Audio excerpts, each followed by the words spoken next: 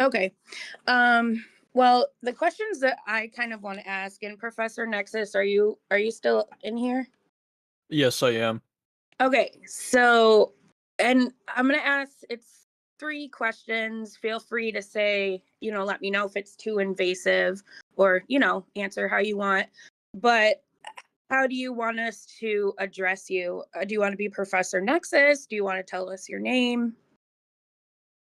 I I mean, my name is. You can just refer to me as Nexus.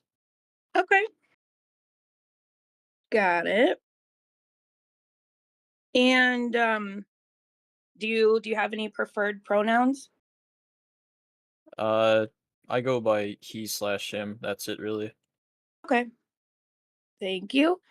Um, do you want to tell us about something you enjoy doing? What do you like to do? I like to write, as in I have a very big interest in like what is it, speculative evolution, kind of like Ooh, into All Tomorrows and Man After Man. And I'm currently working on my own story that's a speculative interesting. evolution story, and it's about what would happen if the human race left the Earth. Interesting. Yeah. I also like writing. I admire you being able to write something because, oh, I got them ideas, but they don't hit that paper so well. But thank you for sharing. Um, yeah, no, I mean that's it for me. So what do you have going on this Saturday afternoon slash evening? Well, I mean, I've been sort of writing down the characters I want to put in the story, and also we've got like some severe weather going on. We've gotten like a Oh, tornado warnings and stuff, but honestly, I don't think I'm gonna get a tornado because those usually don't form here as often as they do. careful. Famous last words. Yeah. Yeah, no, stay safe out there for sure. I've been seeing some things. How's it going, Camathan?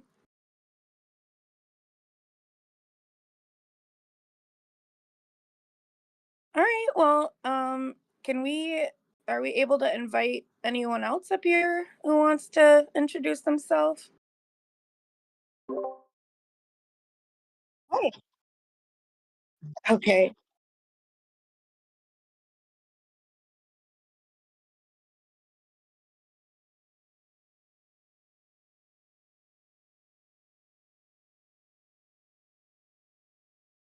Yeah. Oh, we got Jason. How does it work?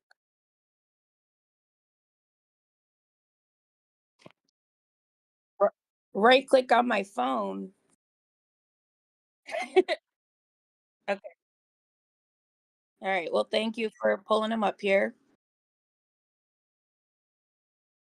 Um, if anyone else or no one else has anything for Jason, I've got some questions. Go ahead. Hi, everyone. Hi. Can you guys hear me? Yeah. Yay. Nice. Hi, Jason. Hello. All I've right. known you since the Cold War. Yeah, go Um, ahead and ask Jason your questions. I don't have anything right at this moment. I gotta get settled. okay. Do you want us to address you as Jason? Yes, that's fine. Okay. All right. Do you have preferred pronouns? He, him, please. Okay. Um, what's something you like doing in your free time? I am I am a computer nerd, so I spend a lot of time staring at screens. But I do web development and IT work, and I kind of love it. So I just sort of always do that sort of thing um, whenever I'm off the clock, so to speak. But I just set up a new a network attached storage server for myself for the past couple of weeks and got all my data moved. So that's sort of taken up all of my time. And now all of a sudden I'm like, oh, there's nothing really to do. I'm sort of in that lull period. I do. I do, yeah. I'm sorry, say that again, Penny.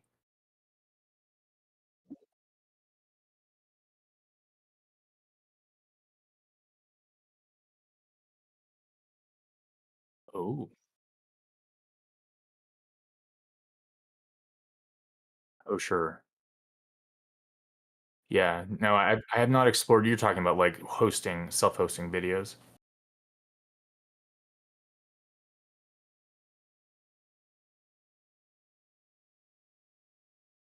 Mhm.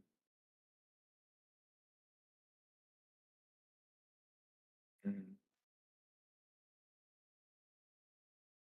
Oh, I interesting. understand none of that.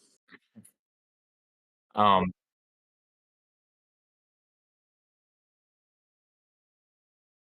yeah, Mm, mhm. yeah, Sure. yeah, you have more control. Um, Jason and Cam seem to have a lot in common. The whole coding thing. Yeah. Yeah, I do not actually I do more like front end kind of code.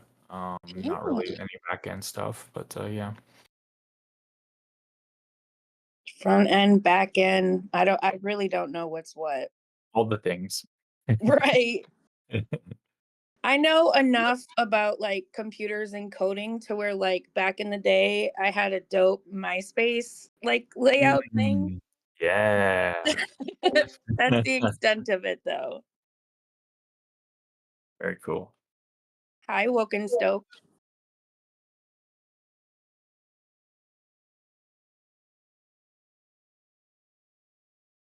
So, Jason, you say you do front end coding.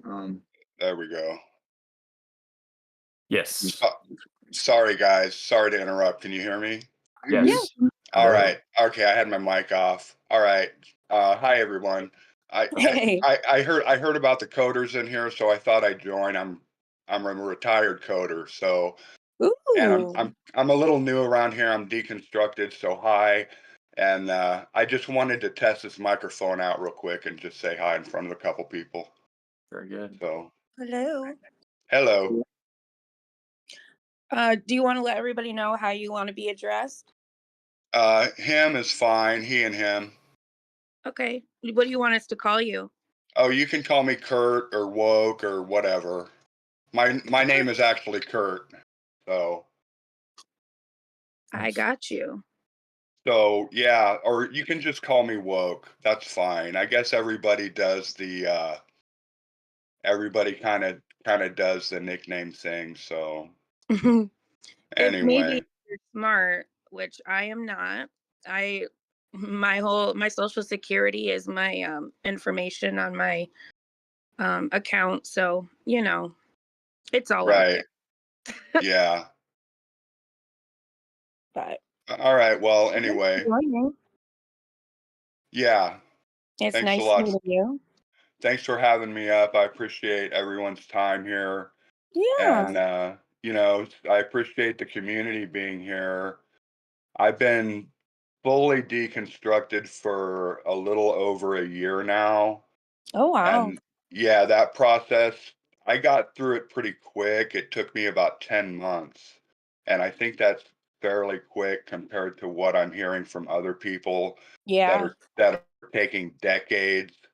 Um, a lot of it was a situation I wound up where I didn't have anything to do except uh uh you know do the basic marching orders of a Christian, and part of that was redigging back into apologetics, and I really realized how weak everything was when I got it in front of people that were like willing to listen face to face after so long. I felt like stayed up on things and kind of quit listening to apologists and such, and felt like I had things dealt with like 30 years ago. You know, I was writing code before the internet was a thing. We really didn't have this amount of information, and I wish it all would have been here before I got so enmeshed, and then I Agreed. kind of just gave up and got comfy. Um, Yeah. and then when I took it seriously, um, you know, I had to realize that I not only could I not convince anyone else, I really didn't have a reason to believe it myself. I couldn't even get to deism by the time I was done. Yeah. And I'm still learning stuff. The Mm. the quail plague during the Exodus in Egypt, when all the Israelites were whining about not having enough to eat. I didn't Mhm. realize, you know, I didn't realize they were giving sacrifices in the tabernacle during this time. Mhm. I haven't so that was stupid, or that was kind of lame, excuse me. And then I find out that, you know, God kills everybody on the first bite of quail after promising them that they were going to eat quail for a Yeah. month. For a month. You know, he just, you know, which is a total outright lie. Yeah. And I'm still hearing new stuff, you Yeah. know, and it's like, God damn, you know, and I'm in these. I'm not glued into these every hour, every day, but I'm listening to as much info and streams as I can, kind of, you know, on a Same. daily basis, and new stuff is still popping up weekly. And so, you know, Yeah. it's anyway, I'm gonna shut up now, but thank you for letting me No. share. I that was really cool to get all that off my chest. Thank you so much. Yeah, I think that's the absolutely. point of this, right? Like, I Yeah. love this. I love getting to know everybody here. I love being Mhm. able to like talk to everybody. Hey, everybody! I'm Benny. Hi, Benny. Is our prophet, so says I get Jason. I get nervous around large crowds. No, I'm on my backup because I realized on the YouTube that I'm streaming, nobody will be able to hear it, like when I speak. Mm, Okay. yeah. So now they will. You've got an important voice. Oh, Yeah. And, you know, and actually, just to speak to what Woke was talking about, that's exactly why I think that this community and this movement, generally speaking, is so important, and why I back it so, you know, rigorously, is because I think that we are finally in a place where all of this information that they didn't want to get out, that they tried to hide, and, you know, all of that is out there and people can access it. And I just want to boost the, you know, the broadcast, do you know what I'm trying to say? Like, yeah. more people. Yeah. Spread the word. Because, you know, there's people who can hear something and walk away from a really unhealthy situation, or there's somebody who may hear it and go, oh gosh, I don't want nothing to do with that, you know, and they were saved whatever strife from being involved in the religion or a church and all of that good stuff. So thank you, Benny, for giving Oh. us that space to do that. Well, and maybe I can like kind of give like a little history of like how it all kind of came to be. Please do. So like yeah, the thing is I mean, first off was like we had this earlier kind of Discord. It was very not organized. It was just kind of like everybody joined it, you know, and we were just kind of like off the seat of our pants and everything, and it like some drama happened. Somebody got in there and started like messing with, you know, everybody's heads, and there was like all this drama, and then it kind of like fizzled out after that. So I wanted to like recreate that because I felt like it was kind of making up for the lack of, you know, like how everybody has like a church community, you know, like an ability to be like, see friendlies or see like recognizable people. I know this is more virtual, but it at least somewhat replaces that void, because I think that's the big void that people get when they start deconstructing. 100%. Yep. Yeah. Mhm. And that was my main goal, was to build this kind of like community aspect of it where people can feel supported, or if they had like any kind of emergency or anything, because I went through this battle with cancer too, like last year while I was like setting all of this up, and like Justin helped me out a bunch, Joyful helped me out a bunch, a lot of people from this community helped me out like a ton, and I just was like, I know that we can do this for more than just myself. Like we have the ability, we're all close, and we can like definitely grow that. And Justin's been such a great shepherd, if we will, to like bringing people in. So it's been fun. And yeah, it really started out just with like, I created it like a year ago ish. And then I invited I kind of told Justin it was his Discord at first. And then I was like, yeah, this is just your fan Discord, so we can like, make fun of people that are calling in, and put like funny animated GIFs or GIFs or whatever you want to call them. And, share information. And yeah, then I got a few like people that were more used to Discord that came in, and they kind of like helped me build it and like organize it a lot more. And yeah, that just kind of happened a few times over, and now we're here. Awesome. Has it been nice to see the fruits of your labor paying off? It's like unreal, honestly. I always thought this was like going to be like a Discord of like maybe 100 people. Oh, Yeah. Wild. Wow. You want to know how I found out about Justin, or specifically the channel Deconstruction Junction? I heard about it through Planet Peterson. Basically, Really? yeah. Yeah, well, that's good. Like, and I want those guys to like kind of do more things like this. We did maybe about 6 months ago. Justin used to do every Sunday, instead of doing the unapologetics show, he used to come into the Discord and we would do live deconstruction Q&A, where like people could come up and ask Justin any question that was on their mind, or discuss their deconstruction journeys. But then Justin blew up like in popularity, so he kind of got busy. Yeah. I know that he will come in if he ever gets a chance. yeah, I was gonna say he's the Godfather. He's got to come in Right. because He- he's one of the biggest names that I've seen, and it's all about that whole outreach thing. So I mean, he's not to like build off of his back, but a little bit building off of his back. Thank you for everything. yeah, part of this Discord too was like me being selfish and wanting to like just have my favorite creators like within easy contact. And I remember Justin telling me, like, it's so funny because Justin was like, I don't really know Discord, because Discord's like super intimidating, Not right? user friendly. Yeah. Agreed. Oh, good. It's not just me. No. And Justin was like, "Oh gosh, I don't know if I want to learn all of this stuff." And I was just like, "Shh, just let it happen. Just Let let it me happen." do it. I got Yeah. you. And Okay. that's exactly like how I got him on YouTube too. And like,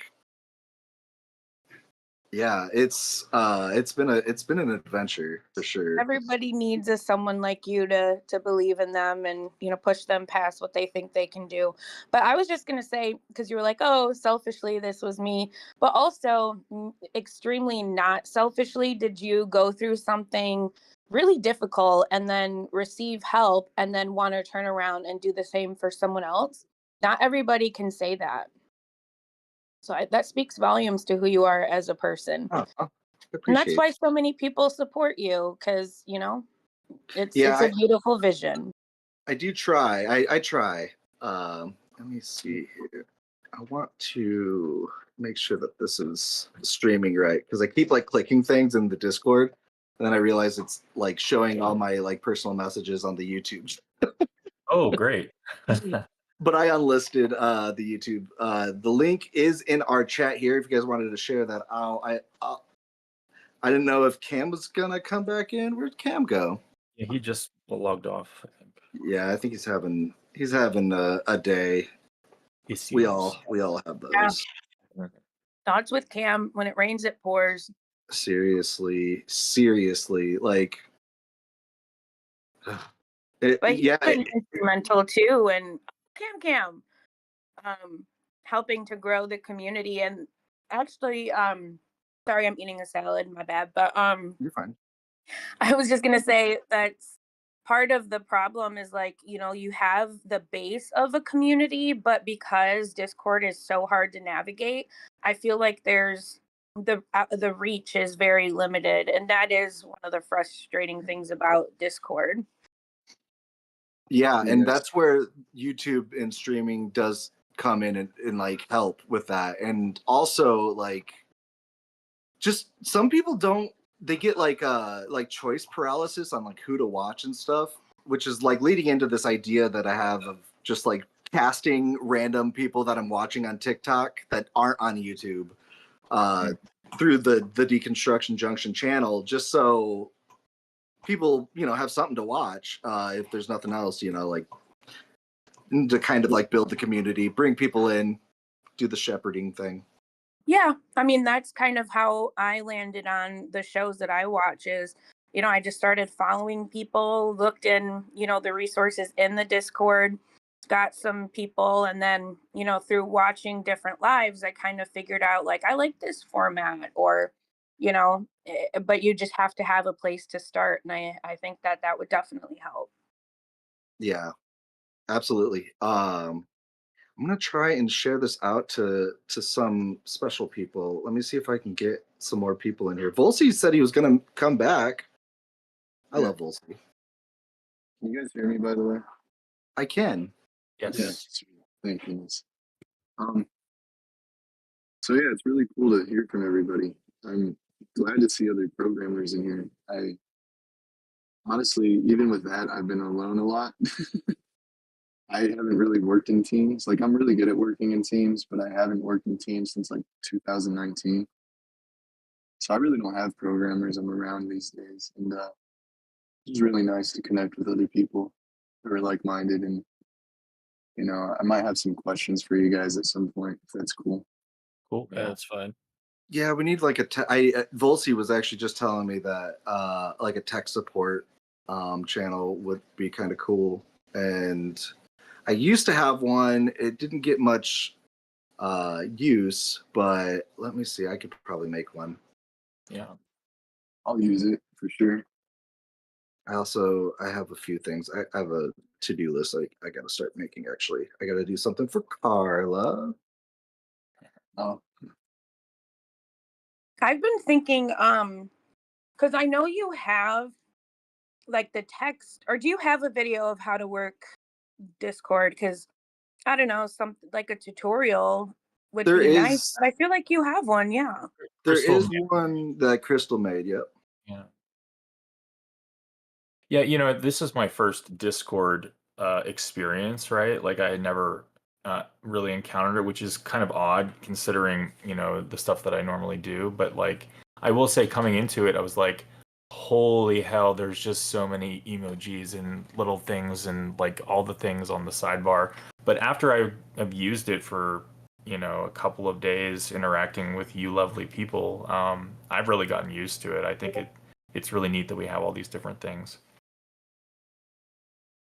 yeah. You got to get used to it is the big thing. Yeah. I'm glad you're here. You're even if I can't be active in the chat, like I'll see messages come up, and yours make me chuckle a lot of the time. I appreciate your jokes. Oh, well, thank you. Jason's like one of the best, honestly.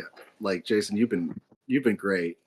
All of you guys have been so great. Like that's another thing I want people to like realize with this community is this isn't like, I don't want this to be considered like mine or like my ownership, even though I did like tell somebody off the other day when I was like, I own this. But like it's kind of a practice in like socialism. So like everybody to me has just as much, you know, like ownership of it. I want it to be like everybody's. Mm. And I kind of created like this, you know, where the streamers are kind of like representatives, but I want to bring in more and more, you know, like mods and like areas and polls where people can kind of decide what they want to do with the community, because I don't want it to be like leaning one way or another. But so far so good. So Yeah. Is it okay if I share something else about me as well?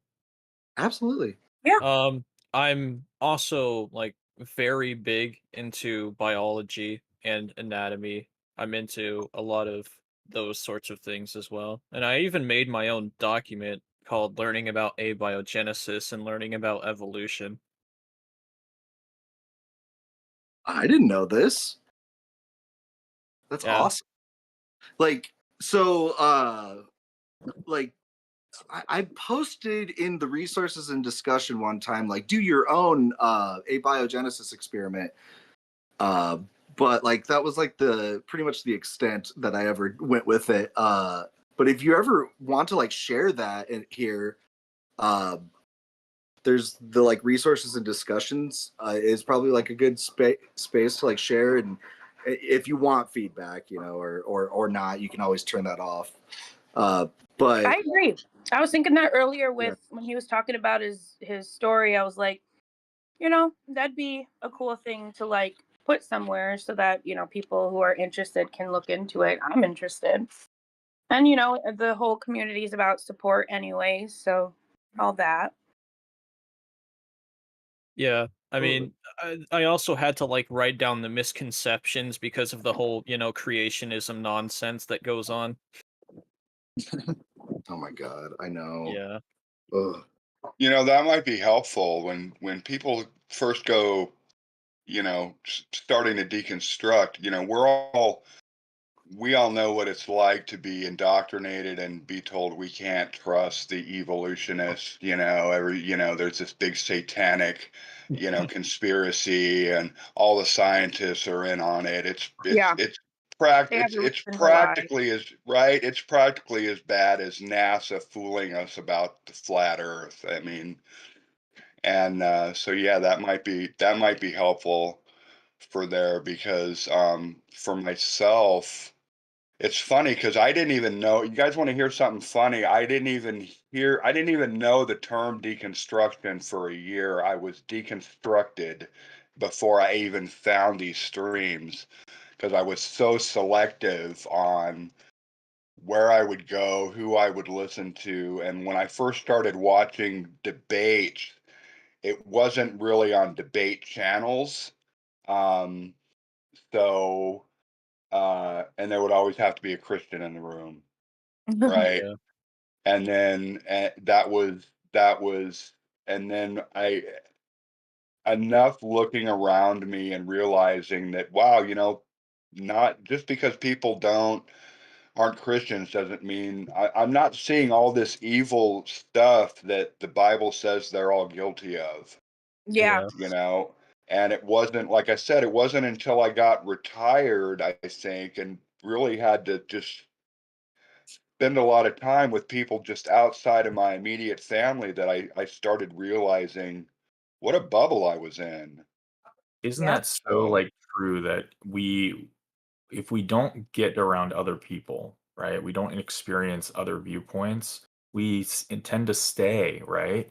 And Yeah. that's one of the things like being connected here with this community, being able to listen to other people that are like-minded on some levels, but also different on others. And you can't grow if you stay around the same communities, and that's been huge for me.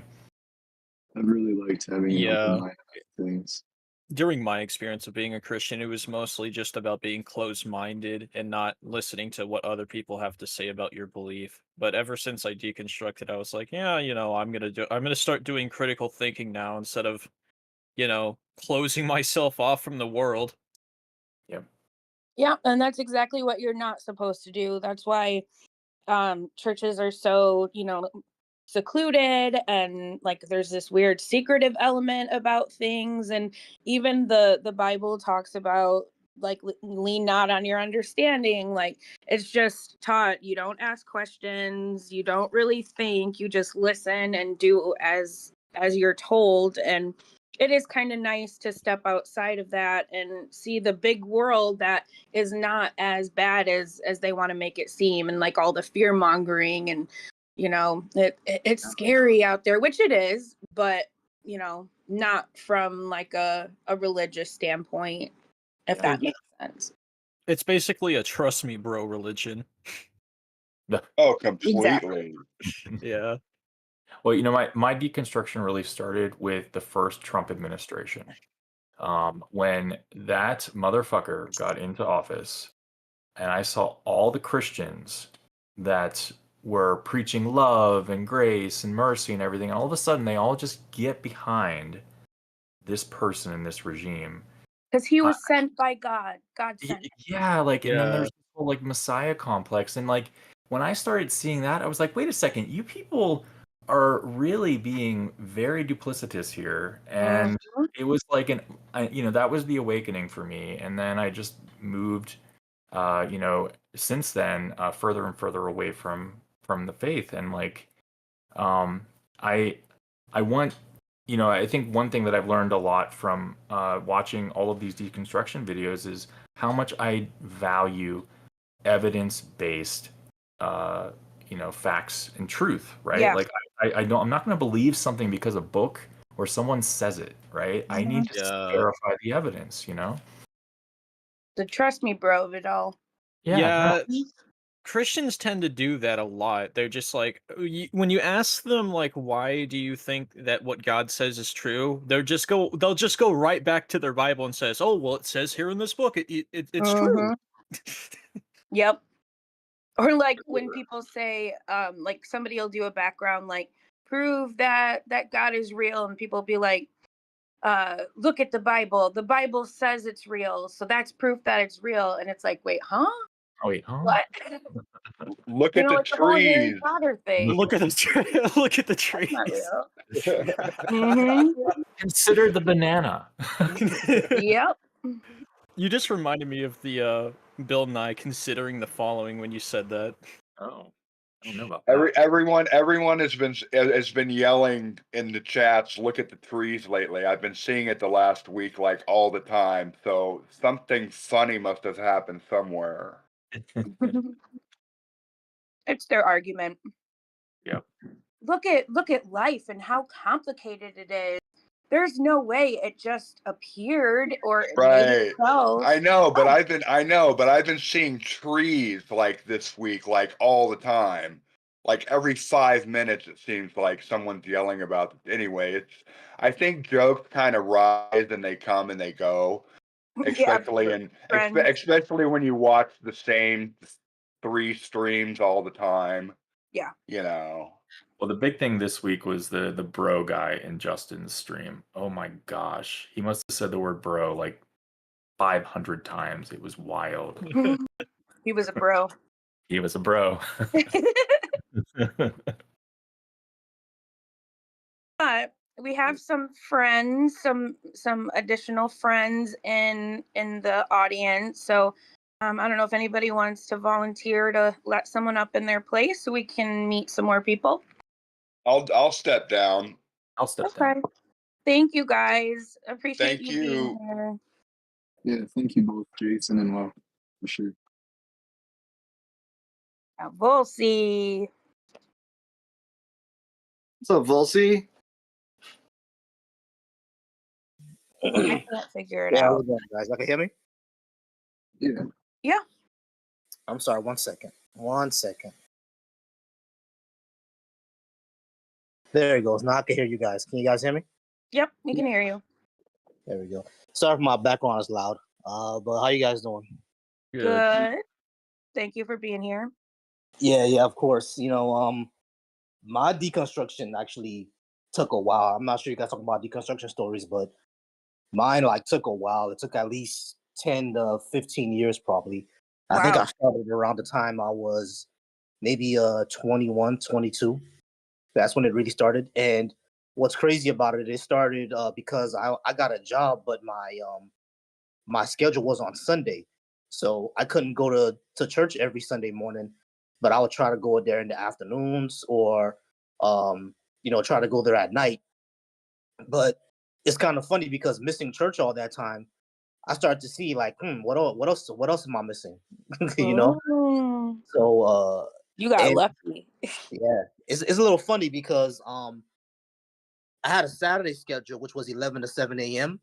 So I could go to church, but I just kind of slept in, and I'll say I'll either go late or I'll go next Sunday or I'll do one of those. But I started missing more and more Sundays, and really started thinking to myself, all my life I've been going to church, and I always knew that going to church is what made you, gave you morals and purpose and all the other good stuff. But I had to, at nighttime when I'm at work, I had to kind of sit there with my questions because I was one of those front desk people who work in a condominium. I was one of those guys. So you kind of have to sit with your thoughts a lot, like Yeah. between the hours of I was 11 to 7. So between the hours of like 1 a.m. and 5 a.m., literally nothing happens. No one's going in, no one's going out. I mean, at 1 a.m., I live in Miami. At that time, I was living in Miami. So at 1 a.m., everybody's going out to the clubs. And at 5 a.m., everybody's coming in from the clubs. So from 1 to 5, you're just alone. There's nothing happening. Yeah. So you just kind of sit there with your thoughts. So I remember that in my earlier days, I was one of those super Christian flame war bros on YouTube who used to argue back and forth with atheists talking about you guys have no morals and you're all lonely. Oh no. Yeah, I used to Not be one of those Wolsey. guys. Yeah, I used to be one of those guys. I didn't know that. Yeah. Oh man, my younger years, I was a super Christian conservative, very Well- homophobic, very transphobic, Oh. misogynist beliefs, like a lot of those. I mean, in my teen years and in my 20s, very. Welcome to the dark side. Yeah, the only thing that kept me from being a Republican was racism. That was really the only thing, but everything else, I kind of agreed with them. The only thing I didn't agree with was, okay, let gay marriage happen. That was the only thing I didn't agree with them with, because I was like, just let them live their lives. You feel me? But other than that, I thought it was a quote unquote lifestyle, that people can choose and not choose. Yeah. So yeah, I was one of those kids. But Yeah. sitting all that time by yourself, having to think things over, it really puts a lot of things it kind of started to put things into perspective because it's like, okay, I don't have this structure really anymore, or it's loosening. So who really am I? Because that was the structure I had all my life. And I started to actually look into things, you know what I mean? I think someone mentioned secular humanism to me before, and I looked up the Wikipedia article. I'm like, well, that doesn't seem too bad. That seems to be something I agree with, and then I was like, let me actually understand what evolution actually is, you know? So I started looking that stuff up, started understanding that more, and I know Wiki gets a lot of backlash, but it's actually a very good source for people who's starting out, because, absolutely. yeah, because it explains things in layman's terms. So I was actually able to understand it better in layman's terms, you know what I mean? So I said, okay, that seems logical. So let me look at other stuff. And that's when I went to start to watching videos, because, I'm by myself. I have nothing to do. So I started watching videos. First things I started watching was, critiques on like Noah's Ark and critiques on Adam and Eve and critiques on Jonah and the whale, things that I never really thought of as a kid, even though I knew these stories were kind of, excuse me, like fantastical. I never really thought of it all the way through. I thought they were all just, kind of metaphors. But then I started reading into it. I'm like, okay, yeah, this is probably a load of crap. I think from there, as a child, really, you have those questions. Because I remember asking my parents, where did the water go afterwards when it was Noah's Ark? Where did the water go afterwards? I remember having that question. I remember having the question of, where did Cain's wife come from? I had that question. I had the question of, how can someone survive 3 days in the belly? Because I learned in biology that we all have acid in our stomachs. And when a whale have acid that'll fill up a whole tub. Like, how did he survive that? You know, Yeah. and it was all just explained away of like miracles, miracles, miracles. But Yeah. it never felt right, but I buried that feeling. You know, I always buried that feeling of this not feeling right because you're not supposed to have those feelings. You're not supposed to think about that. Exactly. You know, so but after a while, those questions start to come back up. And then I start to have to read the Bible for myself. And that's when the contradictions start to pop out. You know, Mhm. once you read it for yourself, that's when you see the contradictions, like Jesus being crucified in the morning, and in another story, he's crucified in the evening. And in one story, both the thieves laugh at him. In another story, only one of the thieves laugh at him. You know, in one story, it's only one woman who goes see Jesus, Mary Magdalene. And the next story is 5 women to go see Jesus. You know what I'm saying? So it's which one is it? Yeah. You know, And they how is all it are so widely inconsistent? exactly very Mhm. inconsistent.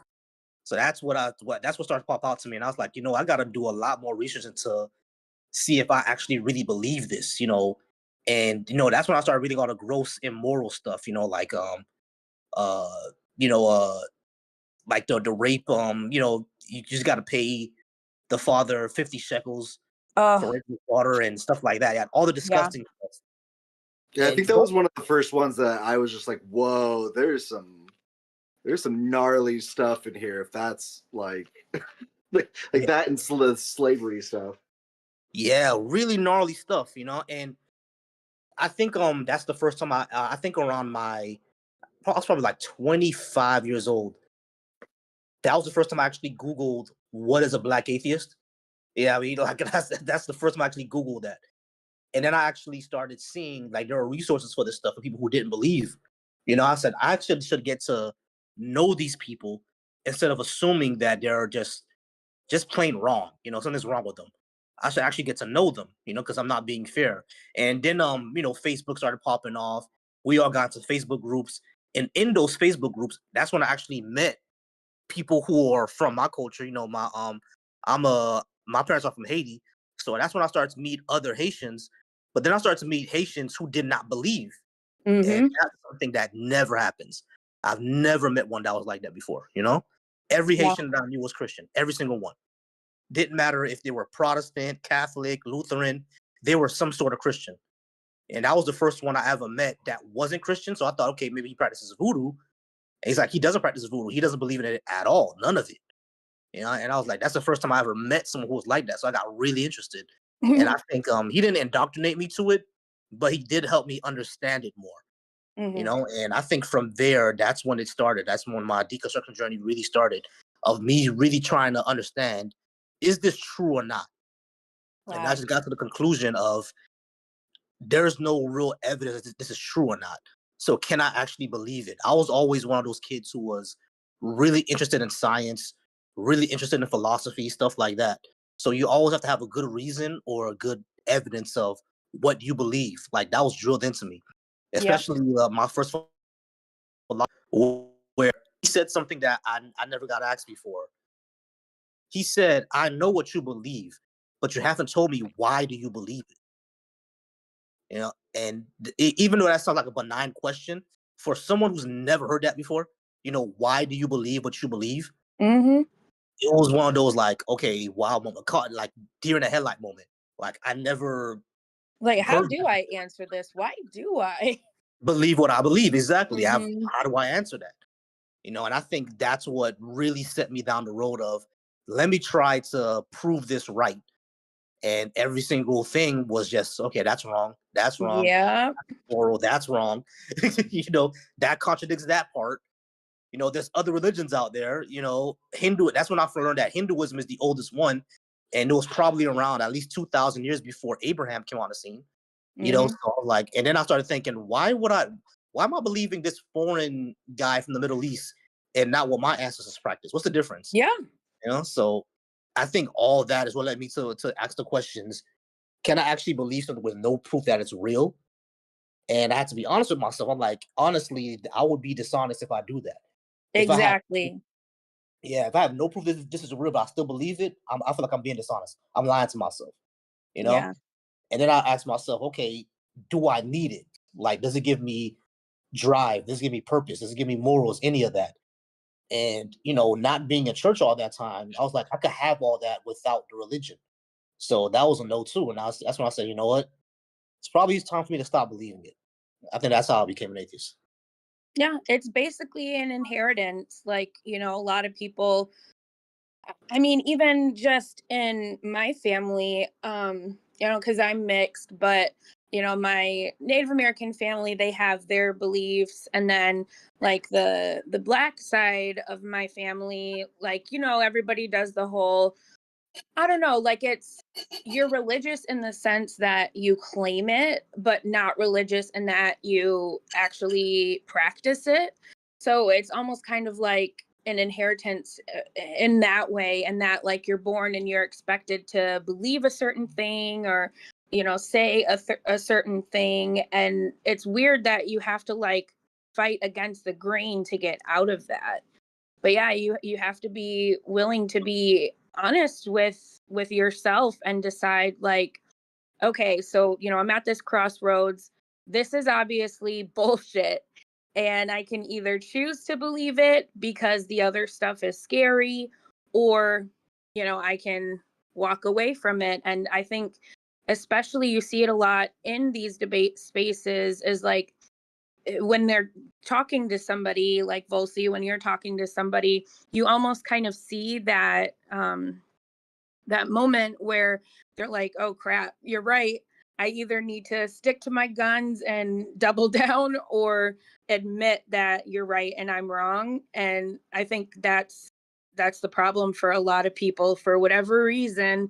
You know, like you said, do they need it, or you know, whatever. That's why they actually won't hear anything that anybody says. And it's unfortunate, but that's, you know, I think you might even have to be a certain kind of person to be able to fight against the grain and be honest with yourself in that way. And you know, with the book and you know, all of that stuff. And I think that might be why the community is so awesome, because it's filled with people who think a specific kind of way, where maybe like you like to pursue information and knowledge and like truth and all that stuff. And not everybody, maybe it's like analytical. Not everybody's analytical. They don't want to look into it. They just want to stick with what they know, what they've been taught to know, and you know, just go that way.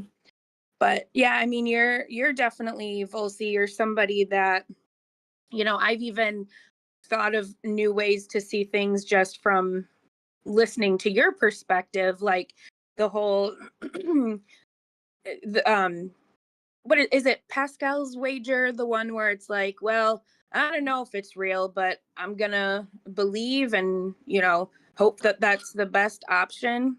Is that what that is? Yeah, Pascal's wager, believe just in case. Yeah, And yeah, I actually heard of that when I was deconstructing. You know what I mean? Because like that's one thing that I used to say. Like I'm just gonna believe it just in case I'm wrong. And then someone brought up the fact that, well, what if you know the Hindus are right? Now, then what? exactly.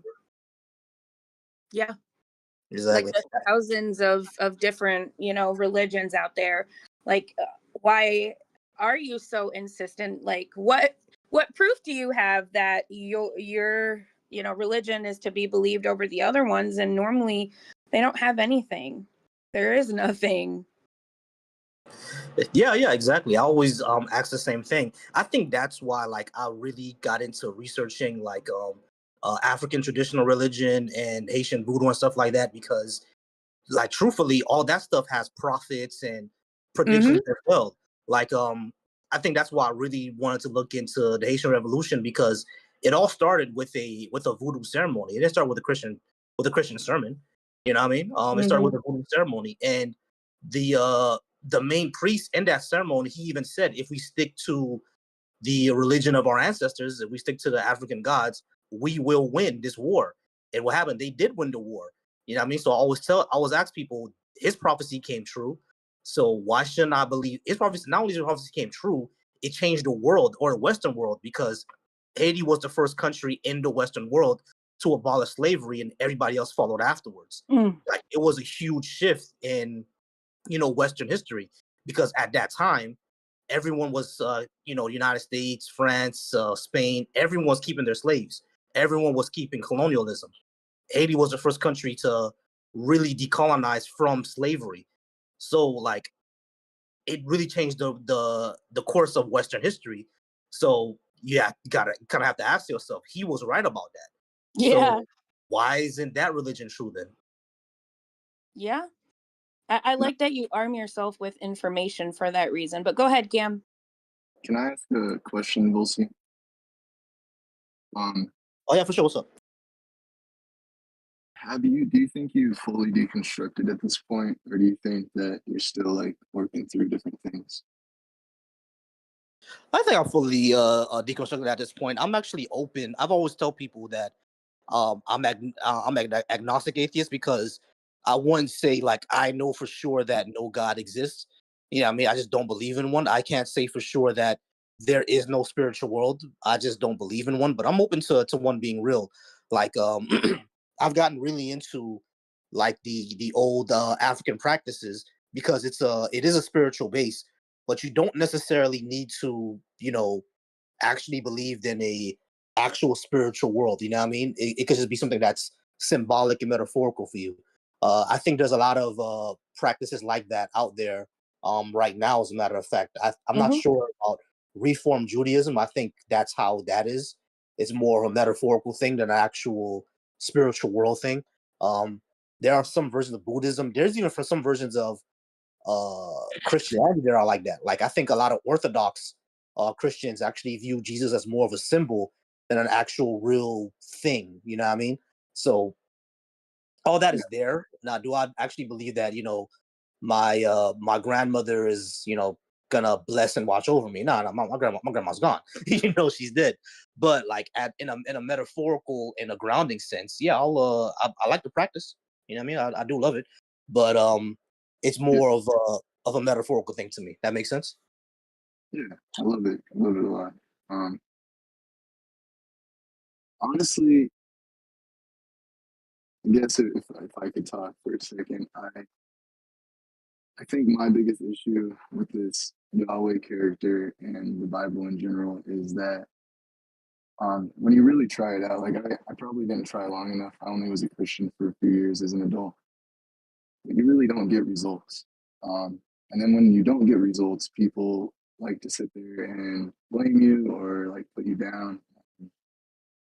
Because like my mom isn't in a good situation right now, and like just people have talked to me and told me things.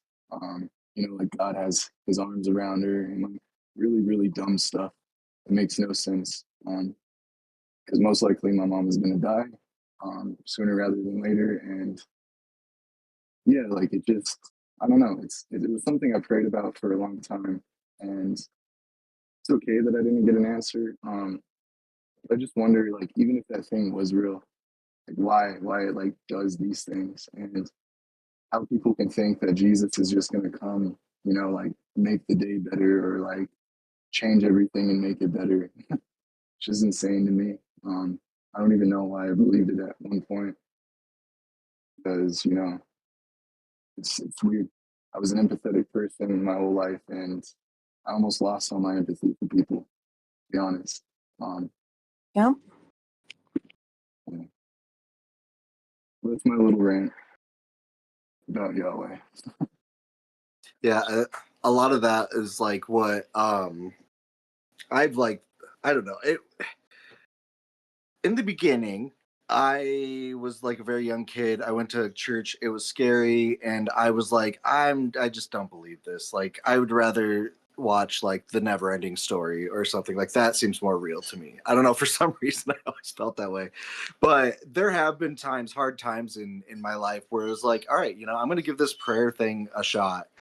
And it just felt so silly. I don't know if anybody else kind of feels that way nowadays. Like, I'm sure a lot of people do. But yeah, and you're exactly right, Cam. Like, if he did exist, there's still so many things that he would need to answer for. Exactly. There's just no way around that. Like, even if he existed, we still got a lot to discuss. Like, what? Like, how? explain like starving kids, you know, like stuff like that, baby cancer, like where do you even begin? And I just don't know if they don't like engage in those thoughts. I'm sure every Christian has thought those kind of thoughts before. Like, how could you not? Even if You're they're really just encouraged not to. Don't think too hard. You just, those people didn't pray enough, or they weren't Christian enough. There's just things in place that you're supposed to default to instead of actually critically thinking on your own. Or, you know, the old God has a plan and we don't understand, God and stuff like that. He's beyond understanding, which is always a crappy thing to me, because if we talk about him not existing, all of a sudden they give us all of these things about the Bible and what God wants and who God is and what Jesus did and all of that, right? But the moment we point out something that's nonsensical or contradictory, we don't understand the mind of God. So it's like, which one is it? Do we understand God or do we not understand God? It's always strange to me. Yeah, none of it makes sense, is what I realized. It's all incoherent. When I was talking to my cousin, he was the main one who indoctrinated me, and I fought him tooth and nail at first. And I think it was his personal story because he had died himself. He had like overdosed on drugs, and it just seemed kind of got in the fever of that story. But over time, I realized he would just call just to get validation for his feelings and for his thoughts. And it was like, over time, I just couldn't do it anymore. I had to cut him off. And I was like, dude, I can't. Like, none of this stuff makes sense. It's all bullshit to me. Like, I'm sorry. So I hear you 100% in that. I don't think that there is a way to make it coherent. Yeah, it's endlessly wild to me how like their ability, or even I should speak to myself when I was a Christian, my ability to rationalize all of the incoherence from the text and from what I saw in the world and the injustice. Like a great example recently, like I was, sort of talking to my parents about how anxious I am as, a gay person in America under the Trump regime. Feel that. Um, there, my mom was like, "Oh, well, maybe you just need to get back to faith because, this world is not it's not the end, and God has a higher plan." And I'm thinking like, this is it. Like, this is the reason why nothing changes in this country or in the Yeah. world. That these people will just be like, well, this world is dying, or the apocalypse will come and Jesus will rapture us and make everything new, so we're not going to care about what happens here.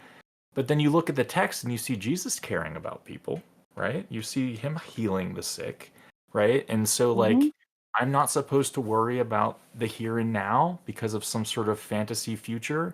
No, fuck that. I'm going to worry about here and now, Right. This is what we have. This is tangible. This we can say with confidence, is real. And it gets so lost in the what happens afterwards part of it.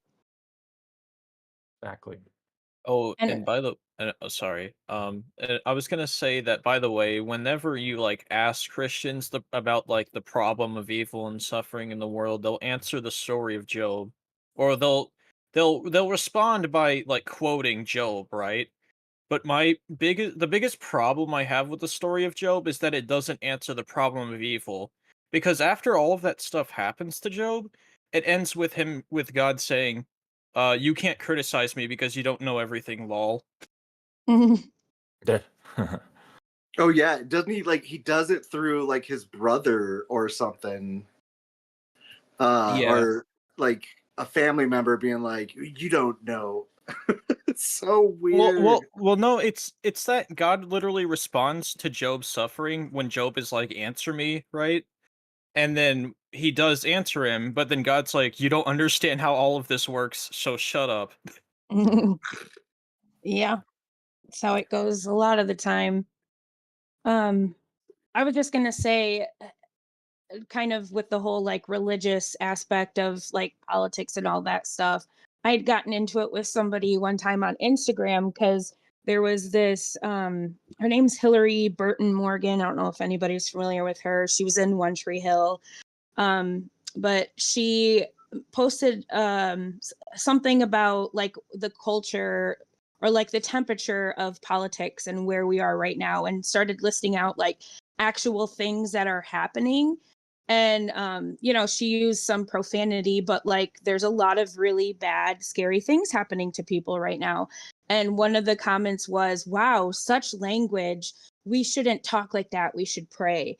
And it just triggered me. I lost it. I was like, pray? You don't think people are praying? Like, that's how we ended up in this situation that we're in right now, because instead of acting, people prayed. Yep. Like, it doesn't work. And then you even think about it on a bigger scale, like, what about all of the people who do pray and their prayers are never answered? Like, why do they not, like, the whole Christian religion teaches people to be almost kind of self-centered, in the sense that like you get so focused on you and your blessings and what you get out of it, that you don't think about all of the people who are on the flip side of things. You know, like I just heard it the other day. Somebody was like, I think it might have even been in Christina's live, where she was like, you know, you're joyous because, you know, you beat cancer, or, you know somebody who did, like you prayed for that to happen. But what about, you know, the mom consoling her child whose cancer isn't, you know, getting cured, and they're praying? And, you know, it's just, you start to look at where the world is, and it's clear that prayer doesn't do anything, because either A, this God isn't real, or B, he just doesn't care. You know, like he sacrificed himself for us, so that what, like, even if you look at it from the standpoint of things that, you know, because you could say, oh, well, you know, you're sinning, and that's why this is happening. Like, it even comes down to the illness argument of like, whose sin causes, you know, these illnesses and these all sorts of things that evil, quote unquote evil, or sin doesn't necessarily have anything to do with, and why is it here, you know? Can I just add to that? Then I'm gonna drop, because I'm gonna go live in about 30. But like, just like how you were saying to hear how prayer, and from what I've seen on my end, like it's just like the religion itself, and just praying problems away. I've seen it make folks very, very foolish and very, very lazy. Because one thing that I've seen in the black church, and it's not even just, you know, in Haitian churches, I've seen this in African American churches. My wife is Jamaican. She said she saw it in her church as well. We preach heavily what I call blood theology. And what I call that is like basically the blood of Jesus is going to cover you. No matter what happens, you have the blood of Jesus. It's always going to cover you. And I've seen people in my church do extremely foolish things. I'm talking about they're going up there preaching, sweating, you know what I'm saying? Like going hard preaching, talking about I don't need an alarm bell. I don't need a GUN in my house. I don't even need home insurance. I got the blood of Jesus. And God got me. everybody just screaming to the high heavens. I'm like, bro, we live in Florida. What you mean you don't got home insurance? Like, what the hell is you talking about? Like, it's insane stuff like that, you know. And like when the earthquake happened, same exact thing. Instead of actually rebuilding, you know what I mean, trying to understand, like in the 21st century, we cannot have a country where we don't have regulations, we don't have infrastructure, and then when earthquake happens, we have this huge death toll. You know what I mean? Instead of thinking about that, everybody was like, oh, let's just, you know, kind of pray. Let's just keep praying for Haiti. Yo, our ancestors didn't pray, y'all. They didn't pray. They picked up the guns and they went after the slave masters. They didn't just pray. You know, we have to do more than just, and just like how you were saying to here, when you pointed out that it kind of makes you self-centered. The entire I'm blessed and highly favored thing. Like it's one thing that I hear so many times, especially from, you know, old you know, church mothers, the ones with the big hats. Yeah, y'all know what I'm talking about. Those, you know what I mean? You hear that all the time. I don't know if it's a Southern thing or just a Christian thing in general, but we hear that all the time. I'm blessed and highly favored. And it's like, okay, it's cool for you to be blessed, but just like how it was pointed out, you got your cancer healed. When I was 12 years old, two of my godmothers, my mother's best friends, both of them passed away back to back in the same year from brain cancer. You know, my mom prayed, and we went to their homes to pray. And Like those are my god sisters and my god brothers. You know what I mean? Like basically my cousins. Like we and we always called your mother's best friends. Their children are your cousins. Like that's what that's kind of how I grew up. So those were like it's like my family. You know what I mean? It's like my aunt passing away, and both of them dying from brain cancer 6 months apart. 6 months apart, and we would spend hours praying over them, but they died. And to go to a sermon and say, I'm blessed and highly favored because God woke me up from a coma or cured my cancer. It's like my aunt spent years in this church doing everything that she can for God. Yeah. And she still dies. He still passes away. Like what exactly do her prayers do? It makes you very self-centered. And you could be blessed and highly favored even outside of that. But just like how you're pointing out, what about the children who are, in the Congo? What about the Native American children, the Native American women who are disappearing every single day? I mean, what about the kids in South America who get trafficked? The women in Asia who are getting trafficked? Are they not favored? Yeah. Like it's a really like a narcissistic thing to say, where the entire like this universe cares about me. Yeah. You know what I mean? Because I accepted that he sacrificed himself for a loophole for the rules that he created himself. It just sounds ridiculous and selfish. But I'm gonna go ahead and start getting ready for the stream, guys. I appreciate y'all having me up. Yeah, I love thank y'all you so for much. coming. Thank you for what you Definitely. do. Have Thanks. a good stream. I'll pop in Appreciate if I can. No problem. Appreciate y'all. Trying to figure out how to do the camera thing. Nobody, don't feel obligated or anything. I was just playing around. Then you face What's up, guys? Oh my I'll gosh. dress up another Saturday. My Saturday best.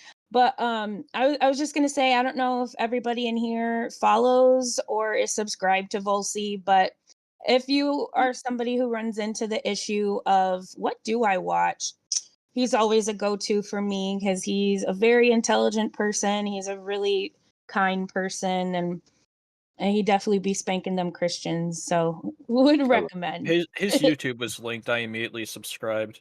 Perfect. He's one of the underrated, unsung heroes of our creators. Honestly, he's a pioneer. He deserves a lot more than what he's getting, like as far as like what the algorithm gives him. But I know he knows that it's a matter of time.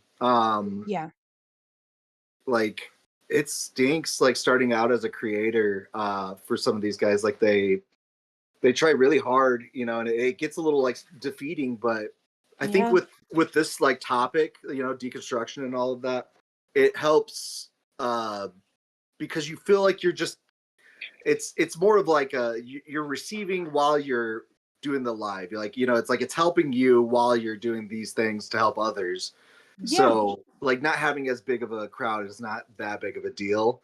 And if you just stick it out, like anybody could do it. Like, and that's another thing I want people to think, like to know, is that like if you ever like want to try out like going live or any of that, like you have 100% of our backing. Yeah. The Junction is a platform. It is. Yeah, use it as a tool. I want it like to be a place where people can I don't know, like kind of like realize their dreams a little bit, like if they wanted to do something a little bit different, like, maybe you're working as like a security guard somewhere and you're like, gosh, I really would like to start, like editing videos or something like that, or web page design or anything like that. Yeah. Like this can give you that opportunity, and it's like a cause or whatever. So, Wilkins, let's get him up here. By the way, I'm trying to figure out how to use it. But yeah, go ahead. The first YouTuber I watched when I was deconstructing was Holy Kool-Aid. That man's awesome. Yeah, I don't know who that is. I don't know if I know who that is. He's a really good YouTuber. Basically he talks about like, the problems, he does sort of a lot of the same stuff that the Deconstruction Zone does. He doesn't have his own Discord, but like he makes his own videos talking about like why the Bible is kind of, not great, and its historical accuracy as to what events happen. And he Ooh. also describes the contradictions that are within the Bible, and he also talks about why certain events in the Bible never happened. Like, for example, the Tower of Babel. There's no way that our languages came from that place. The Tower of Babel is an interesting one.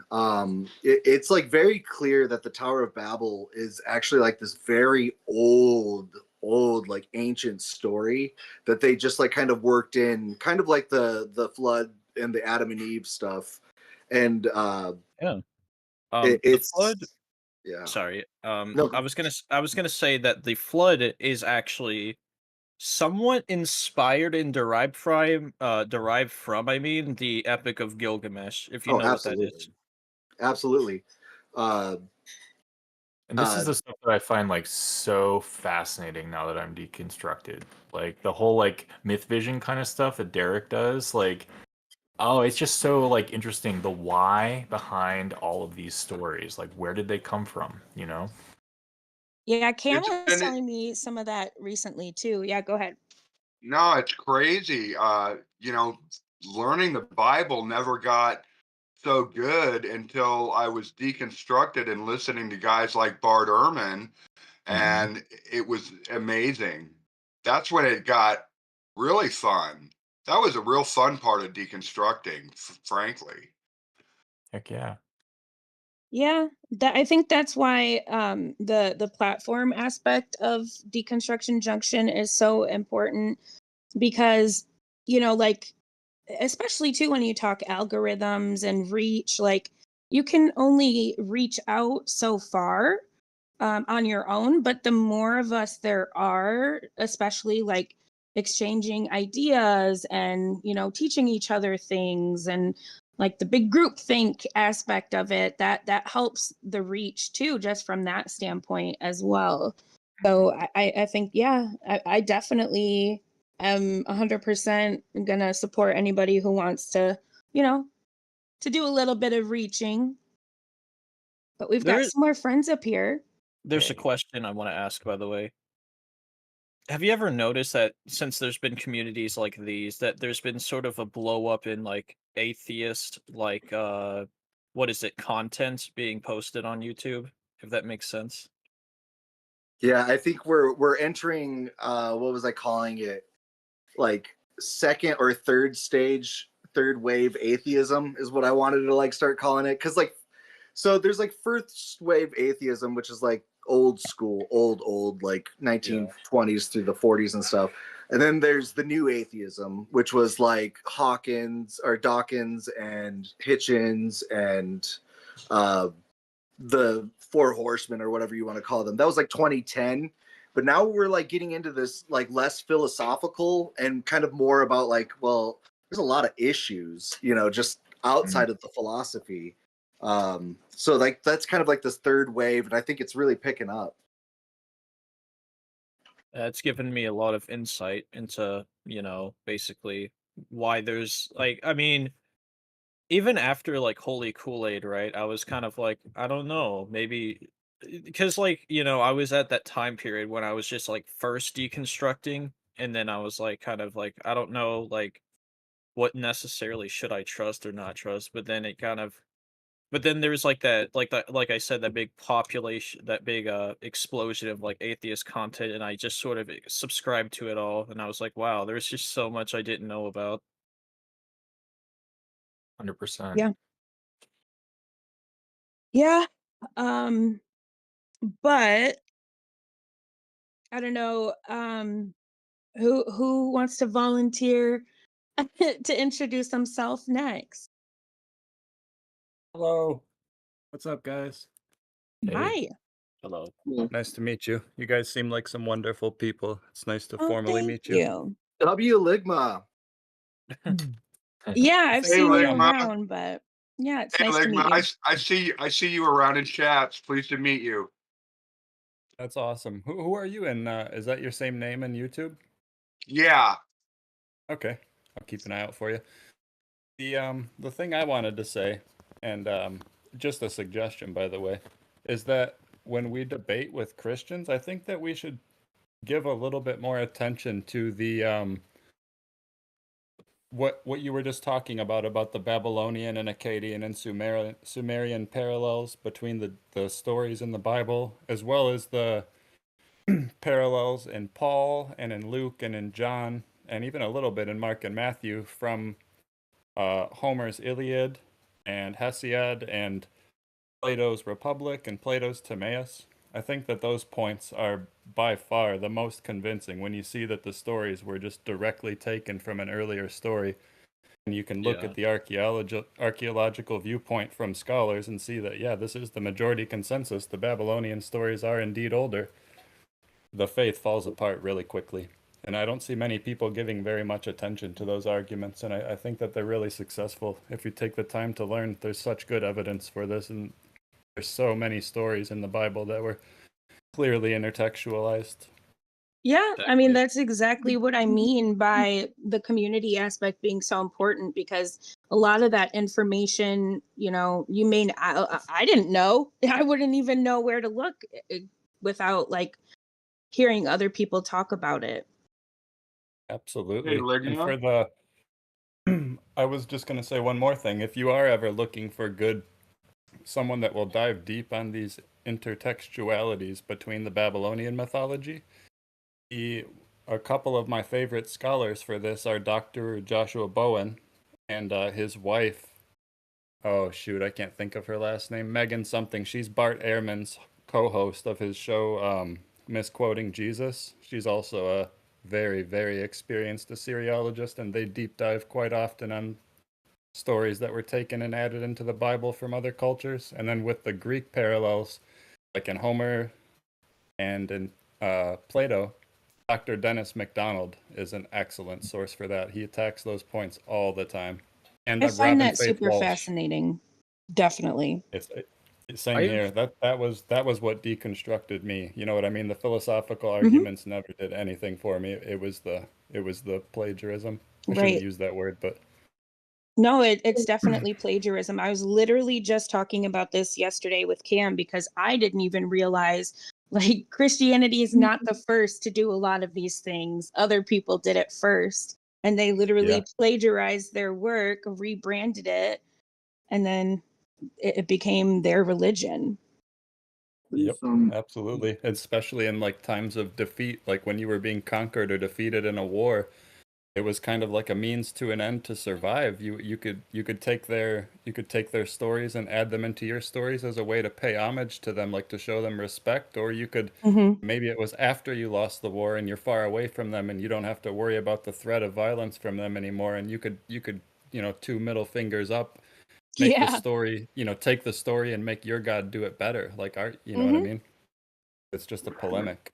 That reminds me of this study into the Bible. Notice how I forgot which verse it was, but it was when they were referring to the sons of gods. Pay attention really closely there. Sons of gods. I mean sons Yeah. of God. Originally it was sons of God. I mean gods, and basically they chose one of those gods from the pantheon, which was Mm-hmm. I forgot what his name was, but it was basically the god of weather. Yahweh. Yeah. Is Yahweh. Yeah, Yahweh, the god of weather. Mm-hmm. Yeah. Storm god. That's why they Yeah, call he him was just Storm Israel. god. Yeah, the storm god, that's what I meant to say, sorry. Mm. Even Yeah.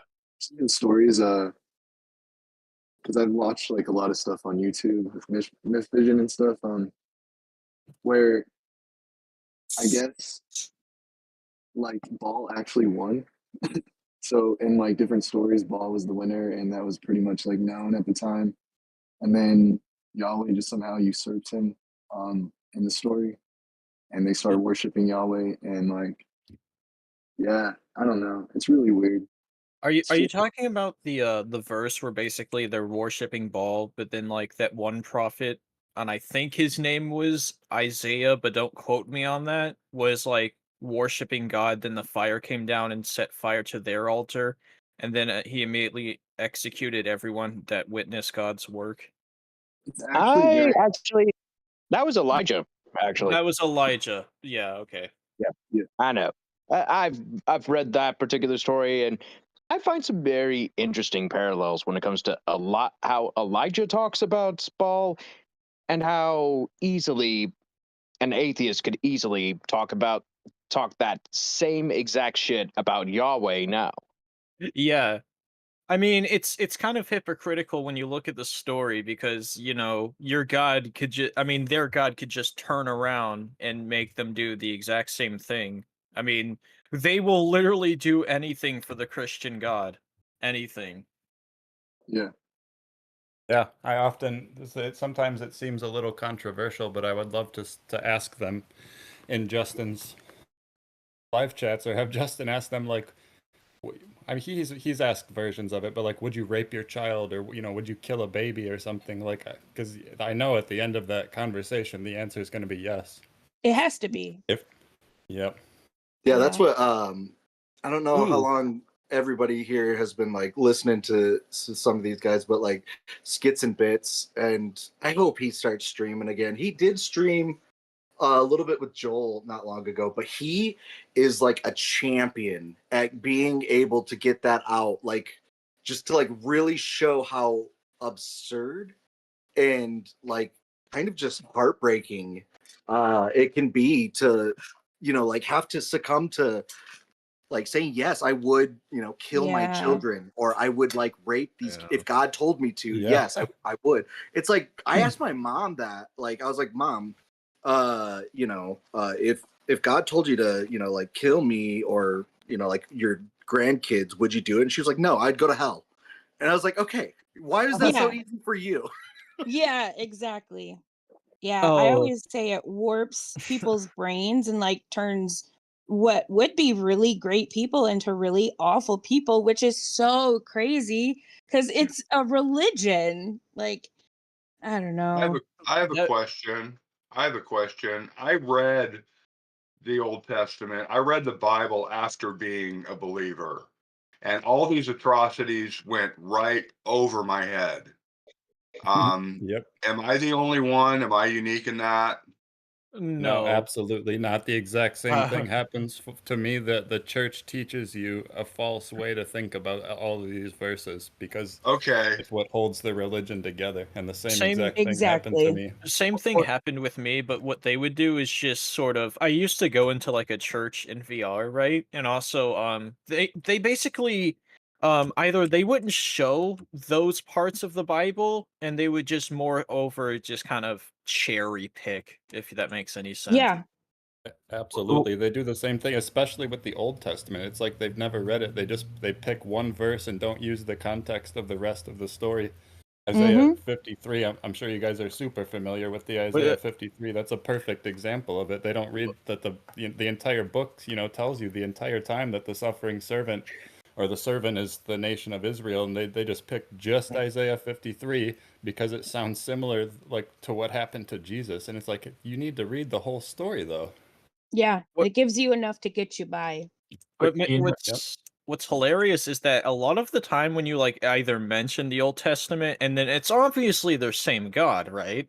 But like whenever you Yes. mention the Old Testament, they're like, "Oh, but that's the Old Yes. Testament. We're living by the new one." Old I Testament, love same that. God though. That's just I what love I always say. Like, it's the same person. Be so for that. real. To That's say that like is to just exactly blatantly ignore it.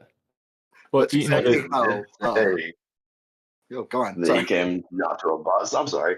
I'm Bear Bear, by the way. Hey. No, I was just saying, Jesus did say that he came not to abolish but fulfill the old law. So, Yeah, I mean, I exactly. don't even know why they ignore Exactly. that. And he Isn't said I that don't it? know. every law would stand until the heavens and the earth fell away, which means Yep. forever. Meaning right now, all of the Old Testament laws, all 613 of them are in effect right now. Jesus wanted Torah observance. He wanted Orthodox Judaism, and he says it blatantly. He backs up that like so many times in the New Testament too, like when he's yelling at the Pharisees and he's telling them, you are the children of Satan or something like that, and Yeah, basically your God is the devil. yeah, and like he was saying that they aren't stoning their kids, like in the part where they're not washing their hands or whatever, or Yeah, they're talking that's the about one washing that sticks out to me the most. like that's backing up exactly what Jesus was saying with Matthew 5:17, which is, like, I did not come to abolish the law, but to abolish the law and the prophets. I came to fulfill them. Yeah. Which reads to me as like he came to fulfill the prophecies of the prophets, and then he did not come to abolish the law of the Torah, which is Yeah, exactly. Back in those days, Jesus would have referred to the Old Testament as the two books of like the law and the prophets, the Nevi'im and the Torah, like, which it's just interesting. I don't know. That reminds me of another story in the Bible where I think it was either Elijah or Isaiah. I can't remember which, but they were about to sacrifice their son until God said not to do it. And if I remember correctly, there was an addition to that book, I mean, that specific part in the Bible, where it's credited as that it wasn't God talking to him, it was Lucifer, which I find interesting. Abraham? Really? Yeah, I was gonna say, was that that was Abraham and Isaac. It was Yeah. Abraham, sorry. Yeah, I didn't know that about that.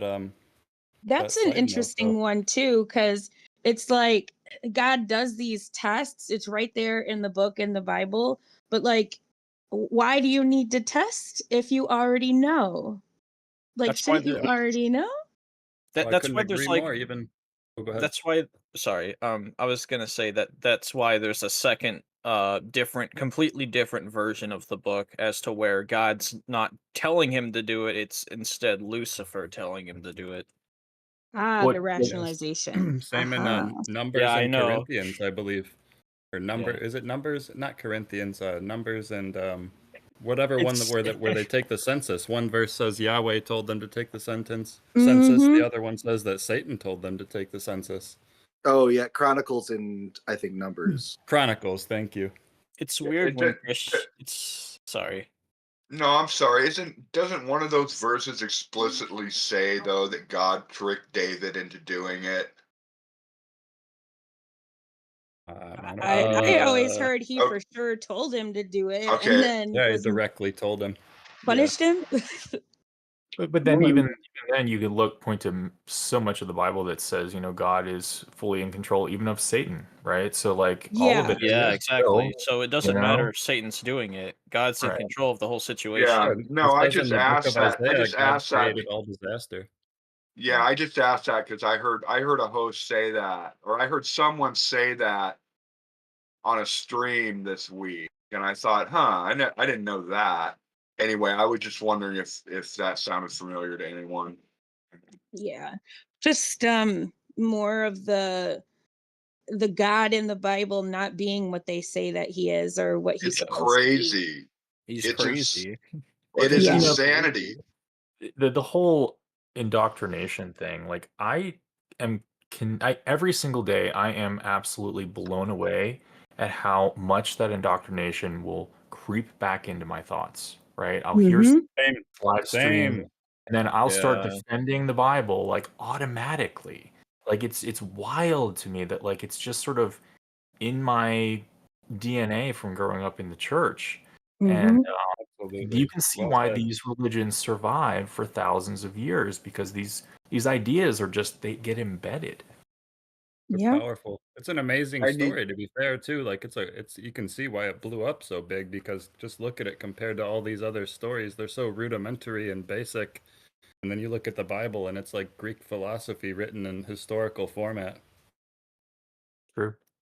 No, I'll drift back to I need streams kind of like I need a church at this point because I'll start to have a little bit of doubt creep back in, and I was like Volsey who was in here who he went down a bunch of rabbit holes, and that I always like to say that my faith died by 1,000 paper cuts. And and as soon as just I get a little doubt on just one of those things, I can feel that fear coming back. And yeah, I hear you, Jason. It looks like this is a long haul type of a thing where you need to kind of stay on top of it. Yeah. Or else it could start affecting your well-being again, I kind of see it almost in a way like um not, and I don't mean this in a bad way at all, but like it's almost kind of like when you're an alcoholic, you're kind of always an alcoholic. And I kind of see it as like I don't know if I will ever reach that point of like, oh, I'm no longer deconstructing. I think it might be something that I might have to work towards because the opposition is so loud.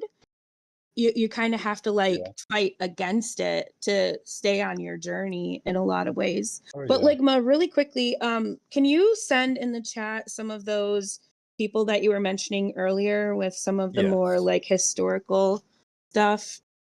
Yep. Because I Is it do o- personally want to look into it. is it okay if I also like link Holy Kool-Aid because he's also a Yes. pretty good person for that kind of stuff. Yeah. All right, let me just More get resources for people. Because yeah, like a lot of this stuff you just don't know until you know, until you hear someone say it. But how many people can we have up here at any one time? Because I don't know if anyone else wants to come up, but we also do too. I want to do some introductions to the people that haven't been introduced yet. Um, I'll I step guess down okay. if you're looking for people to step down. I'll step down. Well, Cam, do you know how many people we can have up here at any given time? I I don't think there's a limit. We I had think it 9 a might. minute ago, I think. Yeah, we did. Okay. Yeah, Yeah. I think we might be okay right now. If anyone wants to come up, just let us know. There's the button down there. It's like, I think it's a little hand, right? Yes. Okay. But just kind of going the way I see it, Ligma, I have some questions for you. Do you have time? Absolutely. Yep. I just Okay, posted that in the chat, by the way, for you. thank Thank you. you. You're welcome. So how do you want to be addressed? Do you want us to call you Ligma or do you want to give your name? You can. Yeah, I'm Andy. You can call me Andy. Andy. Anything's fine. Okay. Yeah. All right. And do you have any preferred pronouns? He, him. I suppose I've never actually engaged with that sort of philosophy, but I'm open to Okay. it. Beautiful. And do you want to tell us something about something you like to do in your free time? Like what do you like to do? Well, I really love history. Obviously, I'm obsessed with history and just different perspectives from history. And then I also uh, build, I build and repair and race freestyle drones. It's kind of a weird hobby that I've been into for several years, but Interesting. it's a bit of an obsession. Never heard of that. Yeah. But I feel you on the history thing. I always found it really fascinating, even just outside of the whole like we don't want to repeat history aspect. It's also just fascinating to see like how things went down and like Hmm. how people fought against oppression. It's Yes, just, absolutely. give credit where it's due. That's kind of how I see it. Yeah, and also to add to that point, once you do deconstruct and start to take a logical, rational, historical view of the Bible and why they wrote the things that they did, and it makes it make so much more sense. Like when I was a Christian, life was full of confusion. The Bible was completely confusing to me. And now that I let the scholars talk about the Bible and make their case for it and actually listen and, approach everything with a skeptical view, it's just almost immediately does like a 180 shift. And over the course of even just a couple years, you'll start to really understand the Bible differently. Yes. Yeah. Right. It's a cultural perspective to the whole thing of like that's why that doesn't make sense because nowadays we would never do that, but back then that's how they saw things, that's how they did things. I mean it came from somewhere and it just speaks to where things were back then, I think. But Yep. I couldn't agree more. yep. Okay, what about Cash? Do you wanna? Hey How do there. you? Oh, Hi. How do you want to be addressed? he, him works for now, although yeah, I've looked into different things, but so far as I can tell, I don't care. I'm just like, and basically agender, but since I present as masculine, eh, he, him works. I feel that. That's fair. Um, what about name? Do you want to give your name, or what do you want us to call you? Well, Cash works, or the crazy pagan. Cash is a little bit shorter. Fair. I'll go with that one. And what do you like to do in your free time? Well, lately I've just been. I usually play video games on my free time. Although, Same. yeah. What do you play? Well, I play a lot of Skyrim, Super Smash Bros. Ultimate. Mm. I mostly play Nintendo games because I have a Nintendo Switch. Mm. Sweet. Super Mm. Smash Brothers is nostalgic for me because I had a Nintendo Mm. 64. Oh my Yes. gosh. Yes. Good You times. played the Same. original. The original Smash Bros. Nice. Yes, yes. I Good mostly times. I mostly had a DS in my time, and I Mm. also had the Nintendo Wii. So like there's a whole subculture of Super Smash Brothers like people that will only play like the GameCube version on CRT monitors because it's like the That's LCD yeah, the LCD is like too slow. LCD TVs there's like a millisecond or two like delay and the Oh, CRT like is like perfect and so they'll compete but they'll only play on CRT monitors. It's crazy. that is interesting.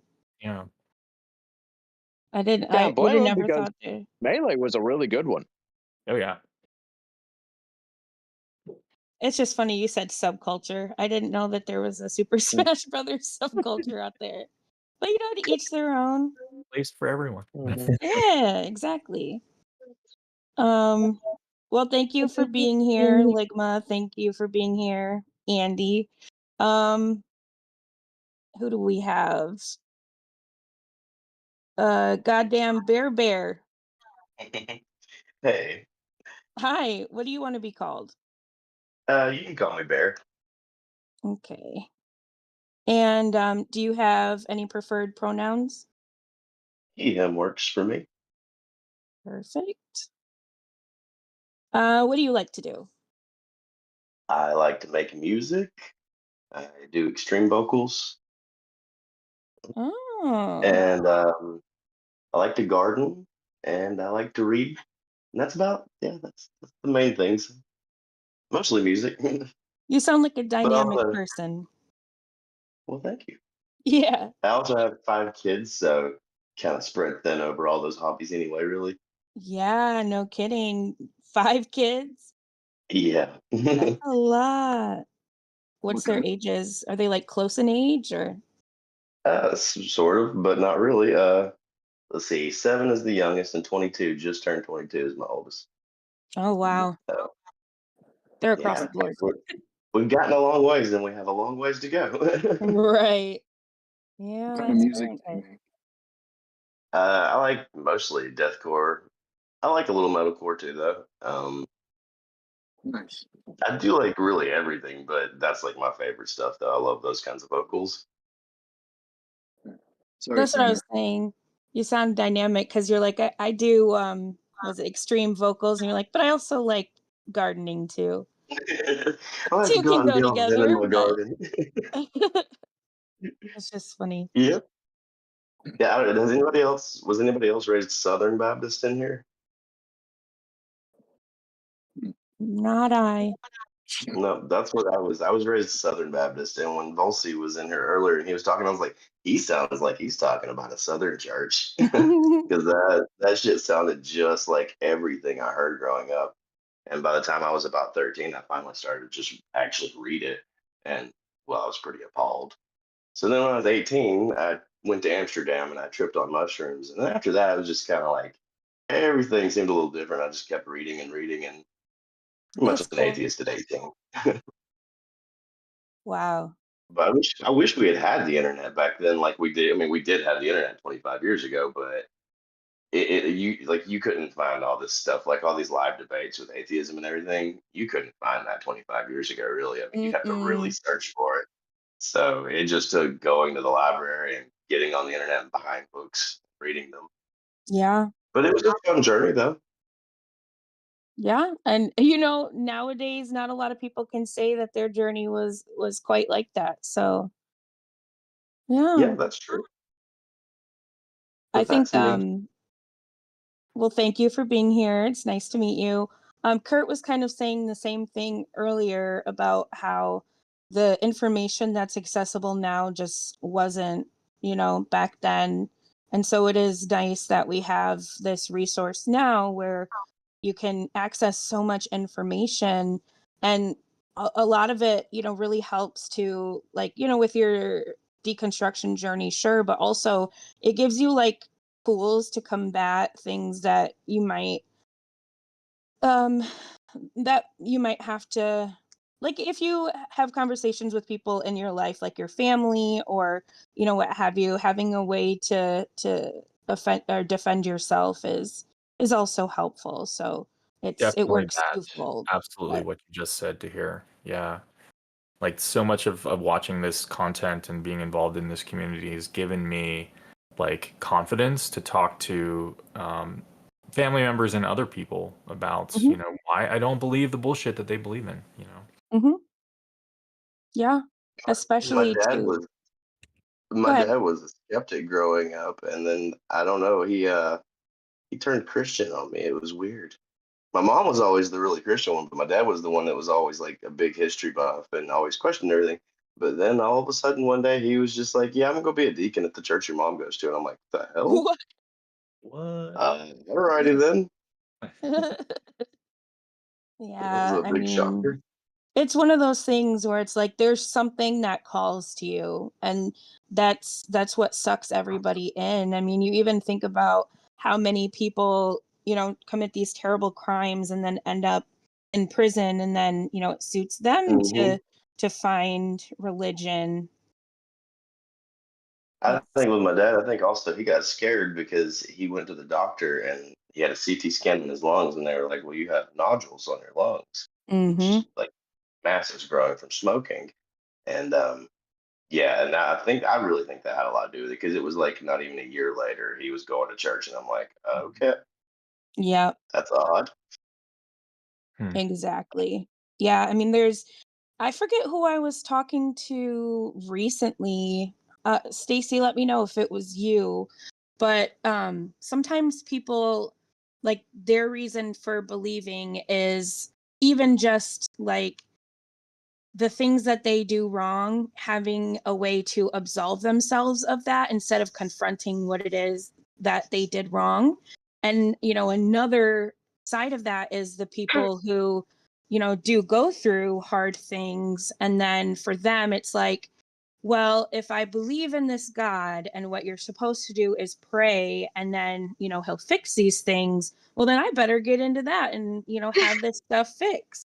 But it It's doesn't like a always work like Pascal's that. wager. Mhm. That too.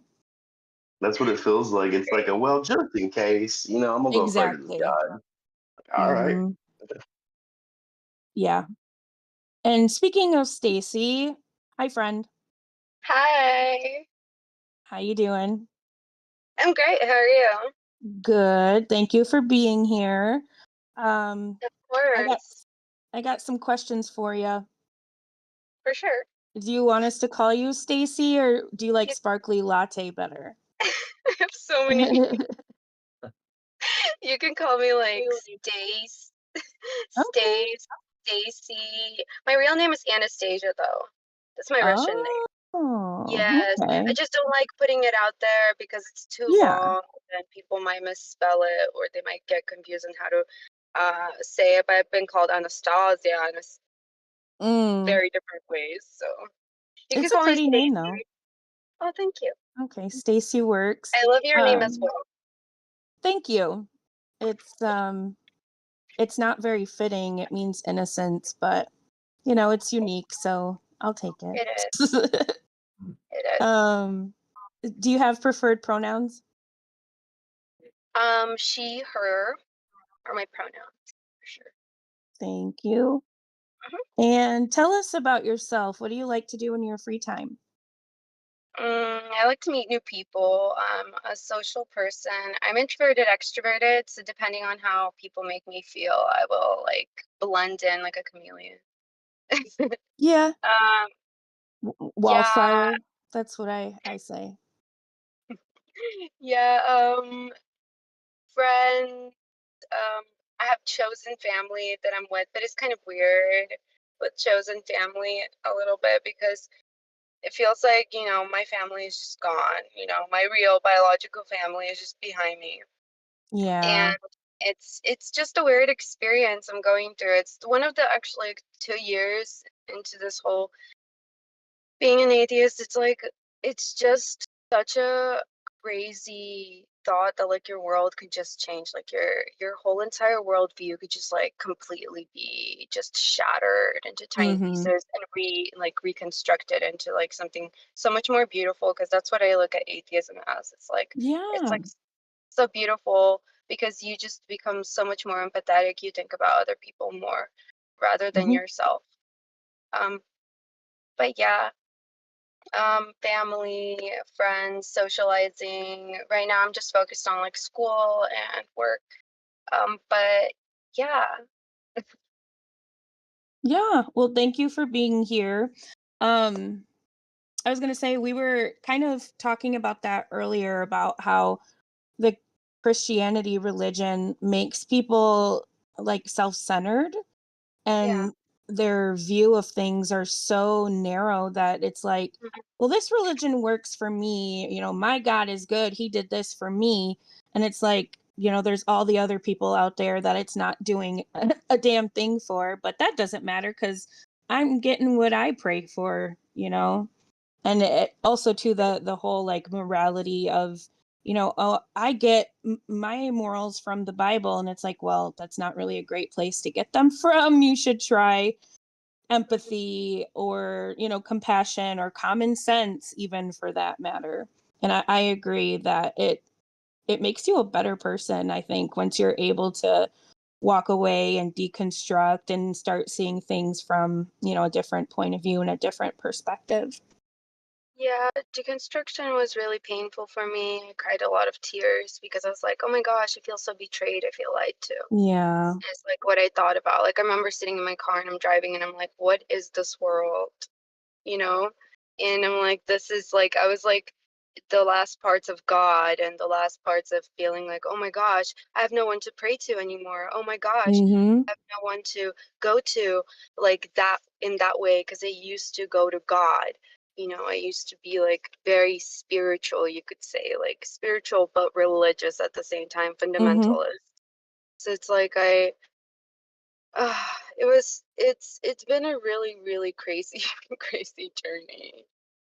Yeah. It's just, yeah, and it's with the narcissism, yeah, it's like, religion makes you narcissistic. It teaches you very egotistical ways, and I didn't Mm-hmm. realize it until I got out. That's one part of it that I was like, oh my gosh, I was a little, I was like egotistical. I did think of myself kind of like better than others, although I was trying to like help people with God, you know? Yeah, Yeah. yeah, 100%. I actually yeah. had a question for you, Facey, if that's okay. Oh yeah, for sure. Because I think I've been talking to you in chat. You're Sparkly Latte, right? Yes, yes, that's me. I went from NK to Sparkly Latte because that's a previous name I've had before that I've named myself. But yeah, that's me. And aren't you studying something in school, like psychology or something? Yes, forensic psychology. Right now I am studying historical narratives and studying how like the Trump administration is really propaganda. That's like the history that's been hidden from people actually, and Yeah. how like it's insane. Like it's just the foundation of my psychology degree. But next term, I will be going into like criminal minds and abnormal psychology. But what I want to know is and understand is why people really truly believe, like what makes them get into, like, other than, well, yes, like you as a child can be taught, like conditioned, coerced into a belief system by your parents, depending on how your parents raised you too. So yeah, like I really want to help people, like pull them out of this thing that they think is saving them, you know. Love it. There's so much Especially. crossover between, politics and religion, right? Like the same sort of dynamics that get us embedded in religion is what's getting people embedded in Trumpism in a lot of ways, Well, it's I was just saying recently, the two kinds of people that I'm finding that I'm really having trouble standing these days are Christians and MAGA. Oh, And unfortunately, a lot of the times they're one and the same. So it's like, it's rough because, that's what we're having to fight against in our, government and our political system. Yep. There's something I Yeah, wanted. like, Oh, sorry. I'm sorry. I didn't know you were gonna speak. I was gonna say, mentioning that I was a writer earlier, when I joined the call, I was going to say that I'm also sort of a horror writer in a sense that I write horror stories that sort of been inspired by my personal experience with religion and the doctrines they teach. Like, for example, there's this story I want to write called The Land of Darkness, where basically there are these people who go into this like mountainside, right? And they live there. And a lot of it is just like, crazy, coincidental, like, they're praising this god. They're also like, inspired by some type of spirit. But there's also like a lot of good stuff that is happening to them. Like, for example, there's like a bunch of food that just comes out of nowhere.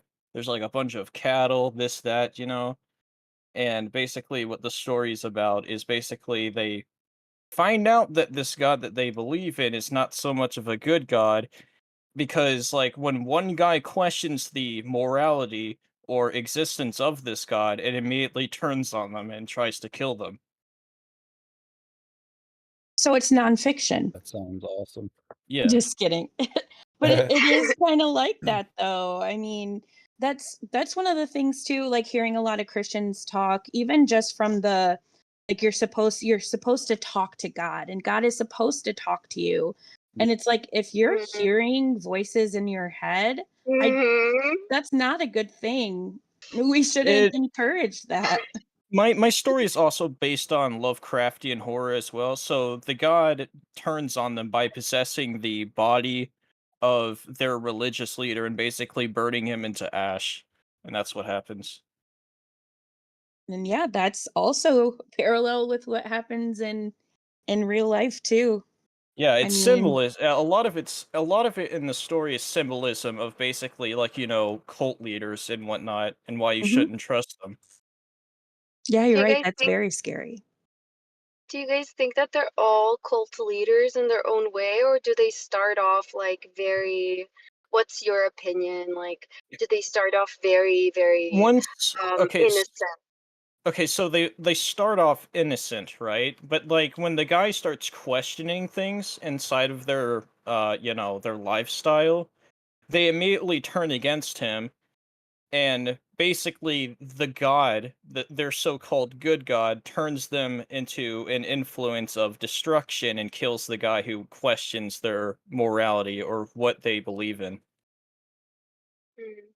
But if you think about it from like the way that parallels like our reality is, like, if you're asking, are some pastors or preachers, like, do they mean well? Like, are they intending to be the leader of like this cult? And it's Yeah. like, I mean, at the end of the day, even definitionally, or like from, the definition of cult fits Christianity to a T. And so if Yep. you're a leader in this cult, aren't you? I mean, walks like a duck, talks like a duck. Aren't you a cult leader? And so many people actively take advantage or capitalize on that exact thing to get people into these, like, sinister cults or branches of Christianity, because it is so easy to capitalize on people's beliefs and take advantage of them. You could not believe it all, pretend you do, and have people pay you money, and that's your living. Also, I want to share the second story that was inspired by my experience with religion, and that's basically it's a story called Treason, and it's about this mad god, right, that created the world and such and made people live the way they want to. But basically every single time he makes a mistake, he just clicks the reset button every time on himself. You'll And never know. it basically causes an endless amount of suffering amongst the people because he thinks he's doing something good when in reality he isn't really changing much. He's just changing the outcome, not what should happen. Yep, which is basically what God does in the Bible. Yeah. This perfect God messes up so bad he has to erase everything and start all over again. Yeah, so like when the god in my story Treason detects anything wrong or anything unjust by his view, he immediately kind of ends it all and then just retries again. Not with just the people, but with himself as well. He reincarnates several times in the story, as told by the main person. Yeah, Yeah.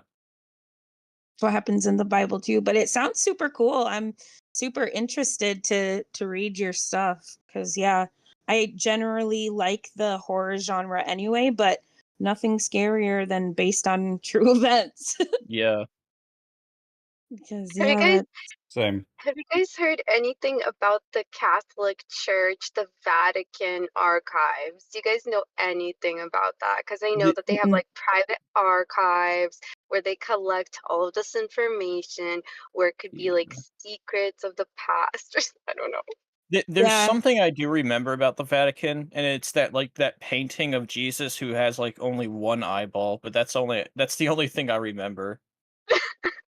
Well, isn't that Yeah. like the From Pope is kind of that, the keeper of the keys and of the knowledge, and I Yes. just remember seeing like a thumbnail of like Jesus with one eyeball, and it says, and I quote, "The painting that the Vaticans won't let you see," something like that. Hmm, interesting. That's crazy. from Some what I say that. understand, there is some.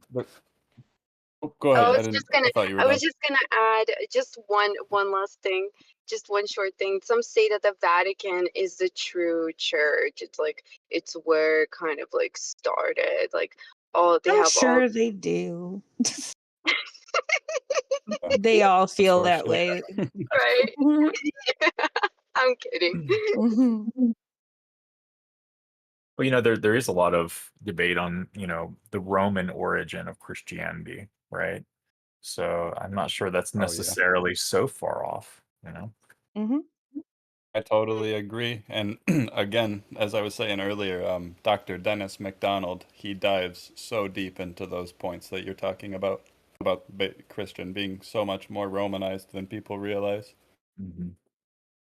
A good point. God's sending me a tornado as a gift. How lovely. Right. Yeah. Yeah, it does say in the book of Isaiah that God created all evil and disasters. Yep. So when people try to blame evil on Satan, make sure to bring that shit up. Wow. Mhm. Thank you for Yeah. that tornado, God. You destroyed and killed like 7,000 people. Right. Because, like, I They know were probably nobody prayed for praying. that. They were probably praying for themselves and got rejected. Exactly.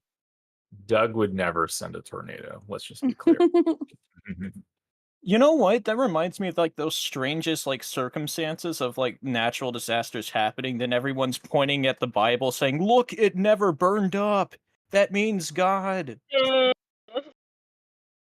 Oh yeah, wasn't there like there was the California fires in Los Angeles? There was like a church that was spared. Oh, look at it, right? Like Oh, you're Oh kidding, my right? gosh. Uh, Never mind the millions of people that died. No, let's just focus on the church that survived. the, The the church church in the building, the Bible. fucking building. Yeah. but yeah, it's that confirmation thing. Yeah. They take whatever that they can to look. It's real because of this. Mm-mm. That's all it is. Yeah. Eat the Bible so you survive longer. Mhm. Not gonna help though. Mm-mm. You'll get an update bar. Right. Reminds me of when Ezekiel ate the words of God. He said it tasted like honey, but I've tried it and it didn't taste like honey, so he's a liar. He's a filthy liar. Boom. That's Mm. all you need to know. It doesn't even taste like honey, so it's all You fake. have you tried tasting a page of the Bible? Have you just like ripped it off and like Yeah, mm. I ripped it off and shoved it down my gullet, and it did not taste like honey. He's a filthy liar. Maybe Ezekiel was saying that God is a bee. Maybe Ezekiel was high off his rocker because he was seeing very strange things. Hmm. Because he was seeing like Right. angels speak to him and stuff, and like God showing himself in like this big cloud Hmm. form on like a temple. He must have been high off his rocker when that happened.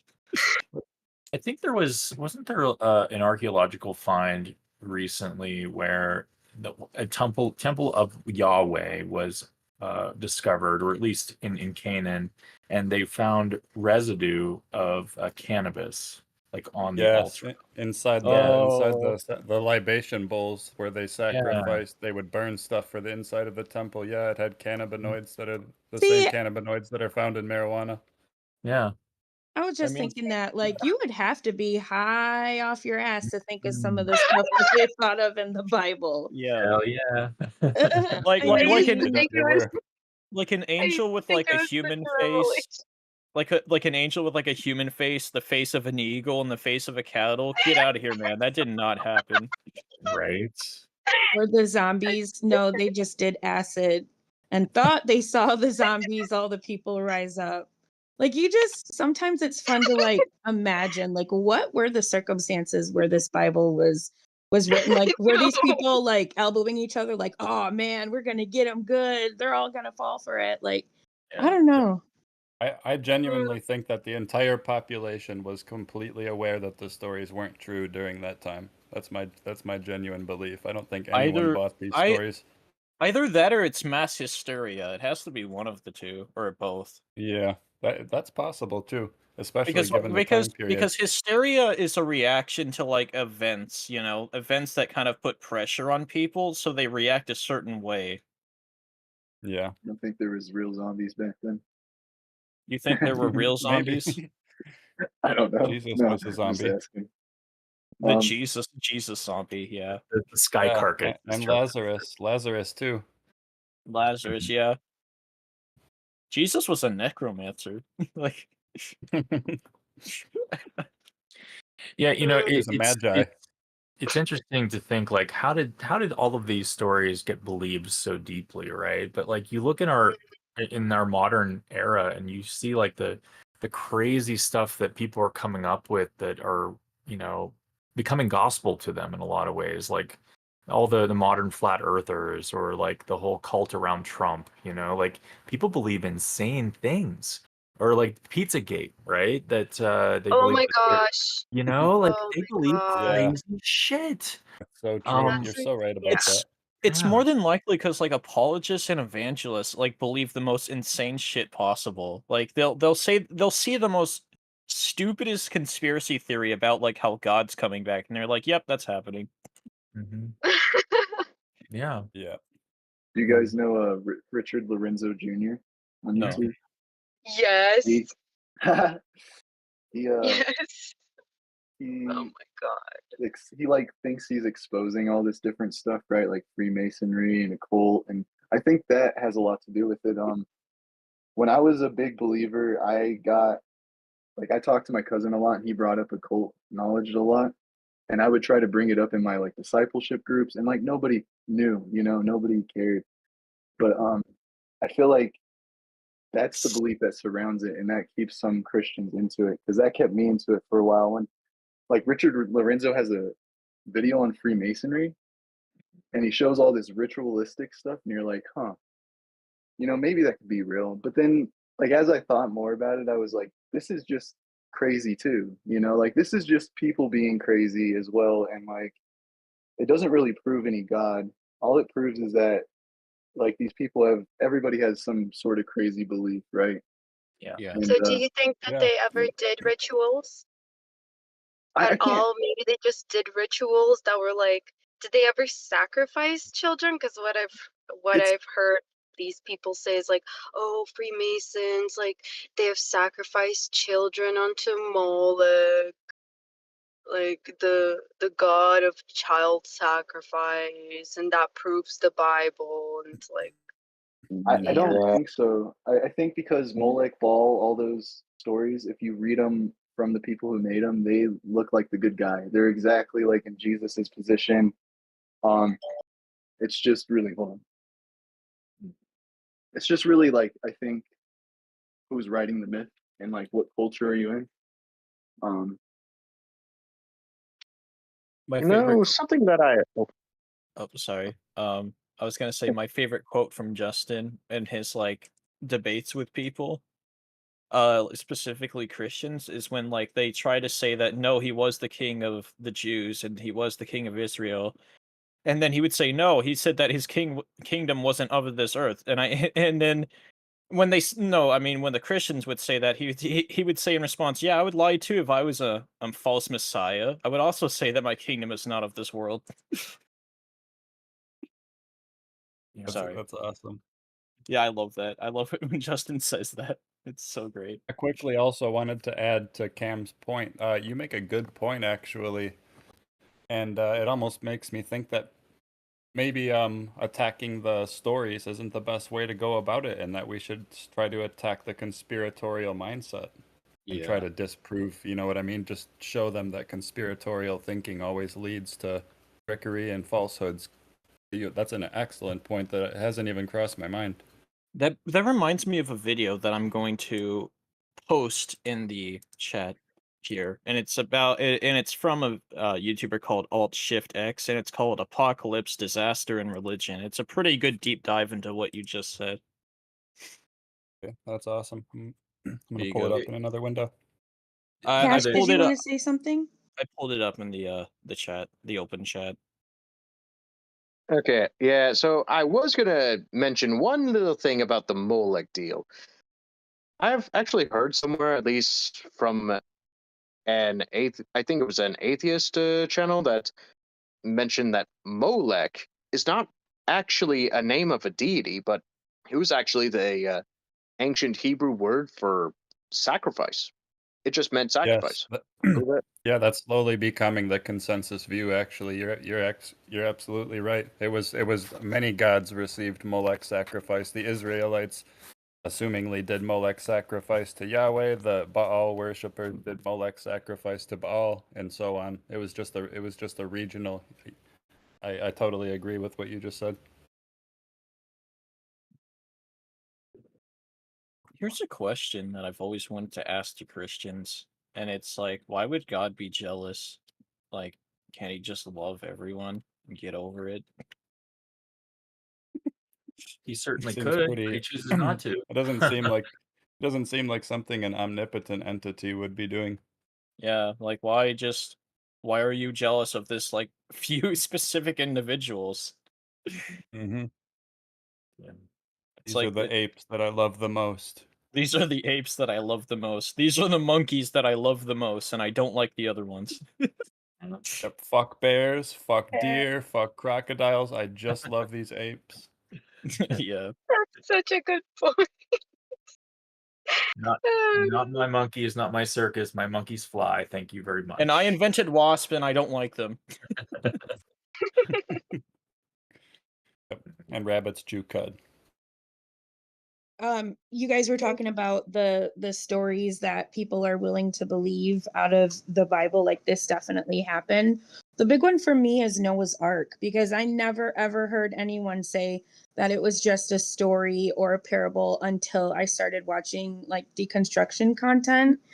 And I was always, it was always taught that you're supposed to accept that that happened. But yeah, there's like, okay, well, where's the proof of it? But then also when you start thinking about it critically, you're like, wait, so every little, like, two puppies, the rest died, like every Right. little, two little ants, two little, and then it's like, there's no way that that happened. Yeah. But I you're mean, just there's not taught to think about it. I mean, there's like so many different species of animals. Like, how in the world would that work? That wouldn't work. Yeah. And Big then arc. when they get on land, Noah like kills a few of them to sacrifice to Yahweh. So like, okay, well that species Well, he clearly. failed. He failed. They're all gonna die now. They're all dead. It's all his fault. A good God. Oh yeah. He's So so my loving that dad, he'll kill everyone. Yep.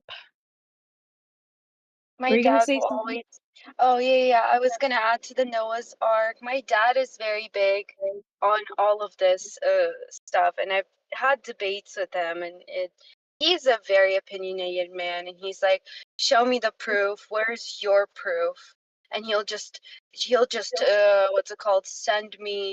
Um send me links to all these scholars, quote unquote. And I'm like, what the fuck am I supposed to send him? And I don't know. Do you guys know any good source? Because maybe if I could I get my dad to look at some actual sources of actual scholars that he would understand, and maybe I it would, I yeah, have some pretty good sources. I even actually made a playlist called Debunking Noah's Ark, and I can send that right through here if you want. that'd be Yeah. great. Yeah. All right. Let me just go ahead and look for it. Uh, where is it? Where is it? There it is. It's called Noah's Ark. All right. There we go. Noah's Ark. Yeah. Copy the link. Arm And us I'm with gonna more information and knowledge. Yeah.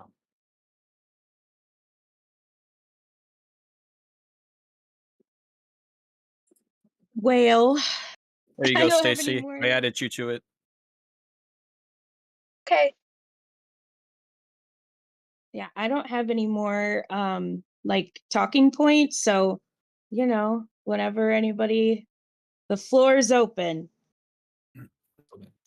Hmm. Was Noah a real man?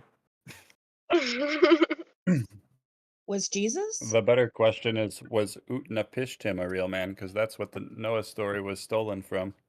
Yeah. What if Jesus was an alien?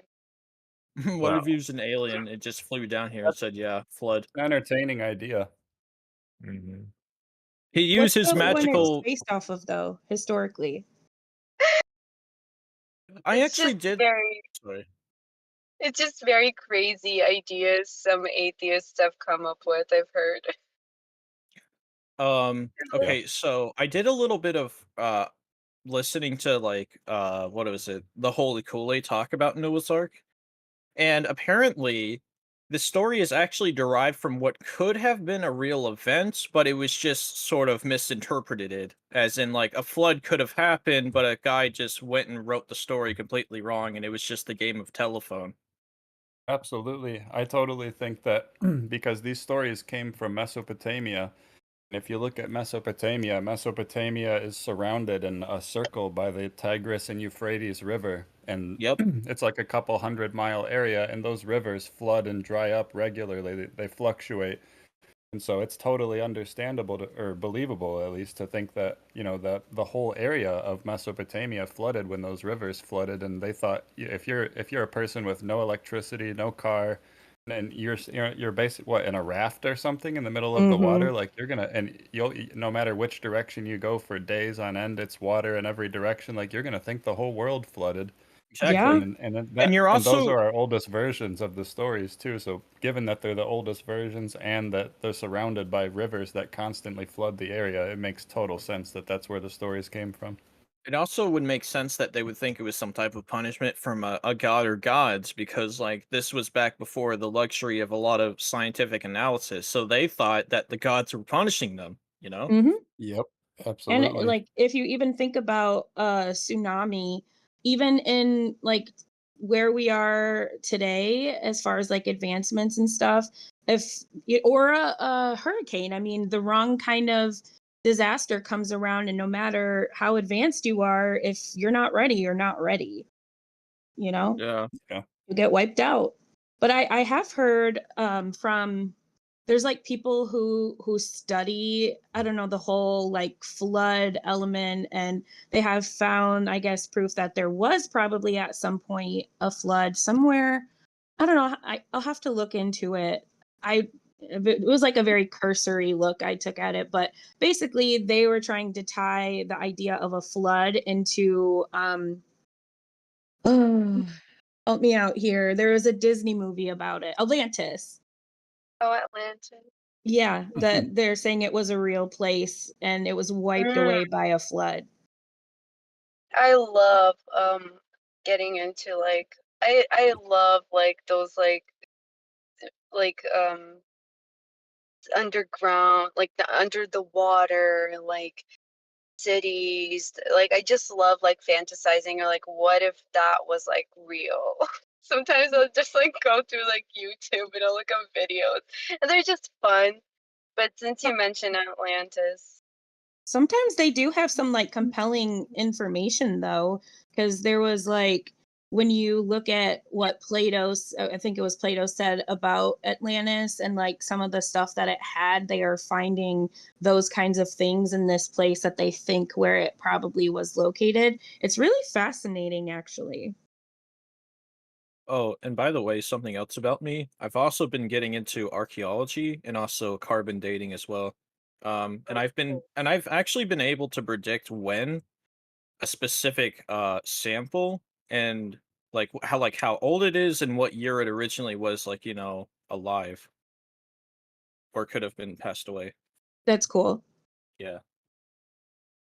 Good luck trying to tell any of that or like tell Christians that any of that is real. Yeah, because they believe that the earth is 6,000 years old when it's not. Mm-hmm. Ugh, Mm-hmm. yeah. how It's old is the exhausting. Earth, by the way? I think it's 4.5 or 4.1 billion years old. Oh wow. Like it's almost from that standpoint, evolution is almost inevitable because it's like I look how much things change just in the time that we experience. Imagine over billions of years how things Mhm. change and adapt and all of that. We obviously evolved from uh an ape-like species. Like there's no denying that. I mean, just look at Neanderthals and other types of Homo sapiens you'll find in archaeology. Right.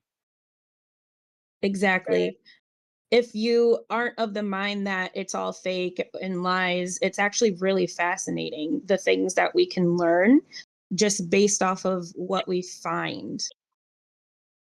Yeah, especially with abiogenesis. We're still trying to figure out how it started, but we're not quite there yet. Mm. But before I go, I just wanted to. I have to go actually, guys. But it was so nice to talk to you all and get to know you a little Yeah, bit. thank you for coming. Appreciate Thank you you being so much. here. Thanks, This Stacy. was very informative. Thank you so much, and nice to meet you all, guys. Nice Yeah, to thank meet you. you. It's nice meeting you too. Thank you. Sorry Bye. about the sirens. Bye. Bye. Oh, by the way, another thing about me, I'm a big time fan of mythology. That's one of my favorite subjects. It's Me too. fascinating. I don't blame you. Oh yeah. It's one of the many reasons as to why I'm a big God of War fan. Oh, love that game. That Love game it. is awesome. I love I the pl- part where Kratos says "boy." It's my favorite part. Have you played the original on the PlayStation 2?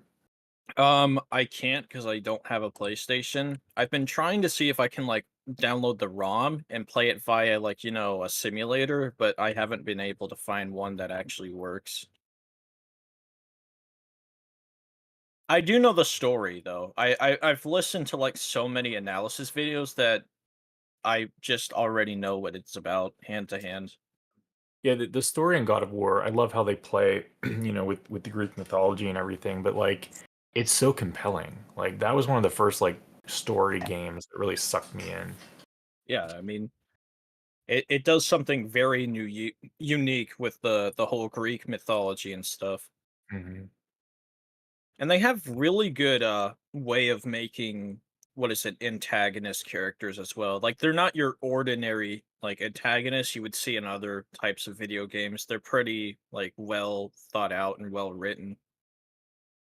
Sure.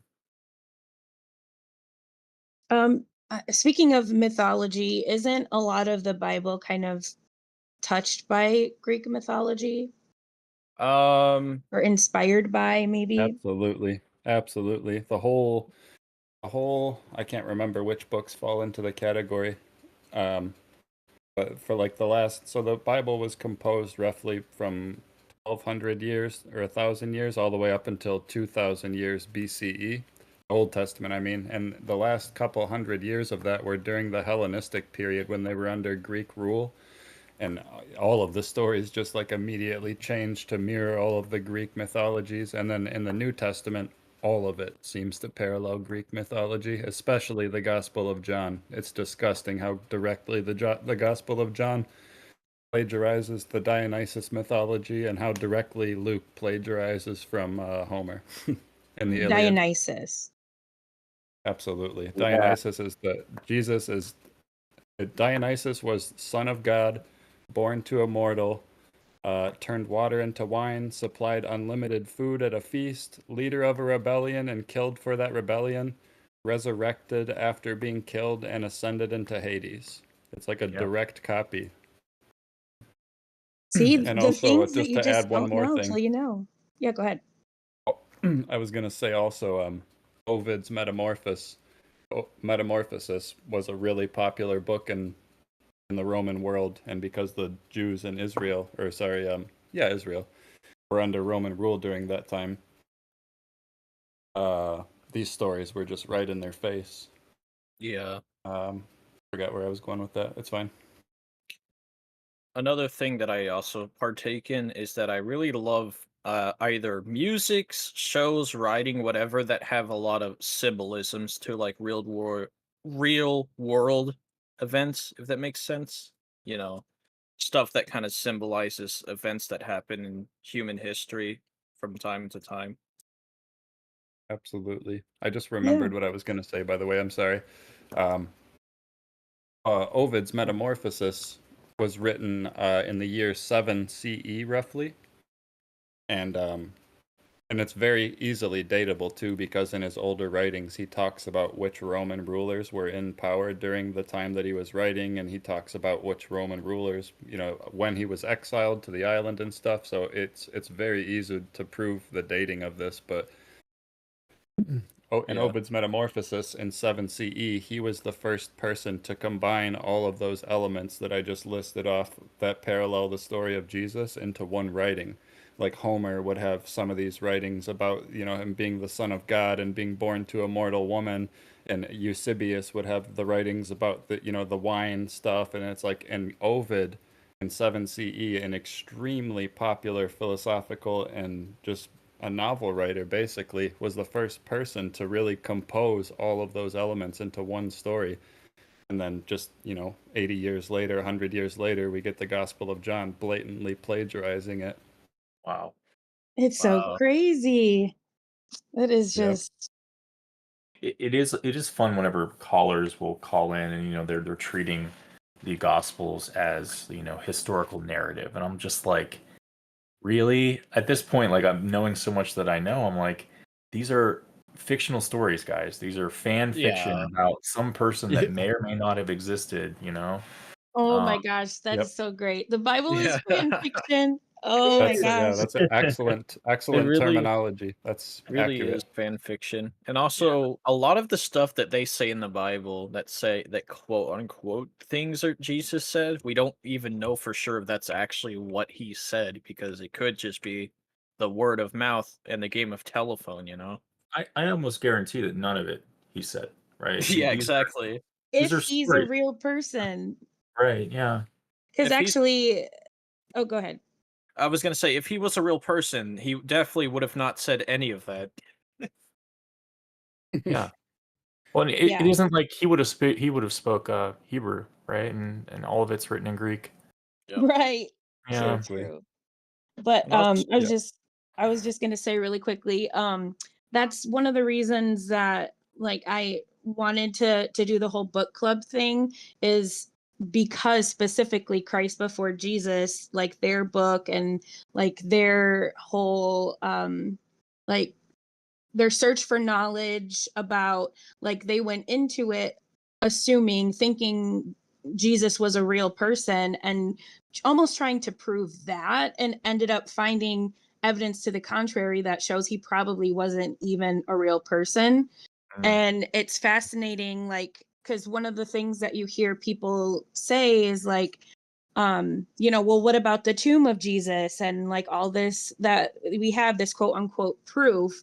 And I had when Crystal, please come up here, when she did her Decon Q&A episode with Christ Before Jesus, I asked him, I was like, what about like this tomb? Like, is this one of the things that is kind of legit and like unexplainable? And that's kind of what I was wondering. And he ended up saying, well, which tomb? Because there's like 3 different ones, I guess, that over time, or like, I don't know, several different ones over time that have been pointed to as, no, this is the one. No, this is the one. And like the more popular one he was saying is one that somebody literally one day was just like, this is it. I vote this one.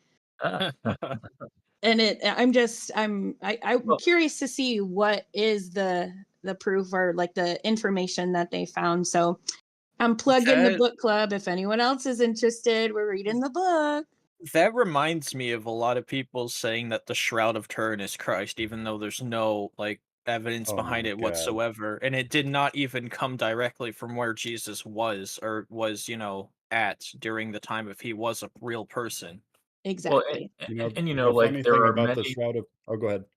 Well, there are many tombs and there are many shrouds because billions of people on this planet have died. So like Exactly. none of that is proof of anything to me. So true. Never thought about it that way. What about the blood of Christ? Come on, man, we found it.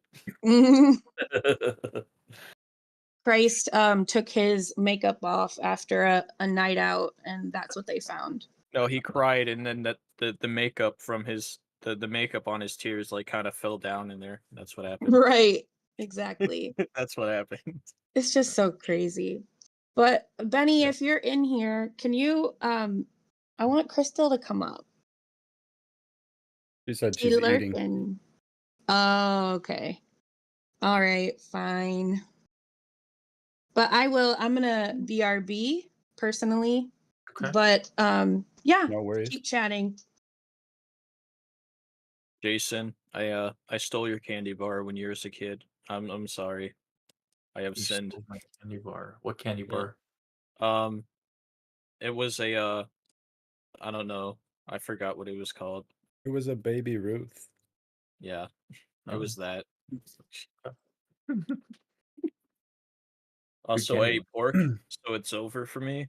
Yeah, I'm done. I'm going to hell. Going to hell. Yeah. I wanted to add one thing to the Shroud of Turin part that we Yeah. were talking about really quick. Are you familiar with the recent, I believe it's 2 or 3 old years now, but the X-ray examination of it? I believe so, yeah. Yeah. Well, it turns out that to make those results yield the date that they want them to, which would be during the life of Christ, it would have to be kept at a constant 55 degrees Fahrenheit for the past 2,000 years, which is impossible in the area that it was allegedly kept at. And not only that, but if you date it based on the actual predicted temperatures of the area that it was found in, which I believe was like Italy or something, or France or somewhere in Europe, if you date it based on the actual temperatures predicted for that area, the X-ray examinations yield the exact same date within 100 years of the 1989 carbon dating date. Oh. That's an embarrassing loss for that study. What's even strange is that, like, you know, they'll say, but like why does it bear the negative image of a man? I'm like, dude, I mean, if you put a cloth on someone that's dead, that kind of forms on the cloth, if that makes any sense. Well, also the blood on the in the image of the man on the Shroud of Turin is running downward as if he were laying down when he bled, but he would have bled Exactly. out on the cross.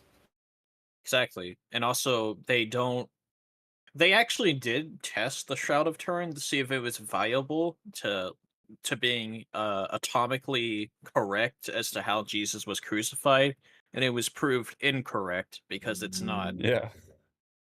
Yeah, there's so many errors. I can't think of all of them off the top of my head, Dude, but when I did a little bit of a deep dive on it, I was like I shocked at how inaccurately it was being presented by the Christians.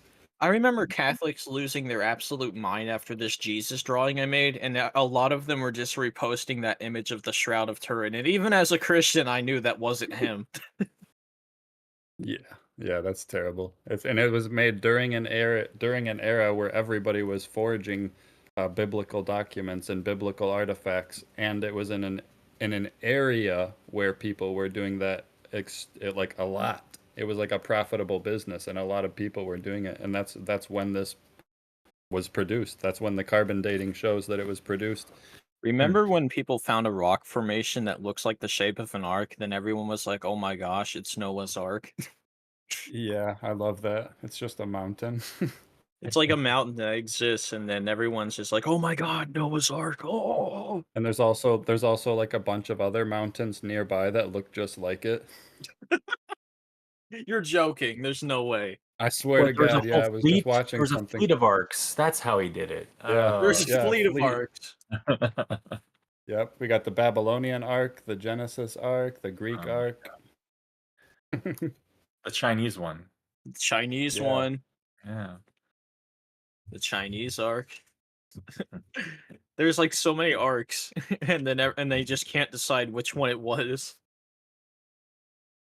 There was also the arc where it's like people theorized that the arc was actually several different arcs that were kind of like tied to each other, and they were round, like spherical.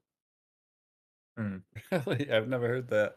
Yeah, they believed in that, but like that's still incorrect because he's quote unquote having every animal on the ark, which is ridiculous and not correct because we have like so many new species being developed as we speak.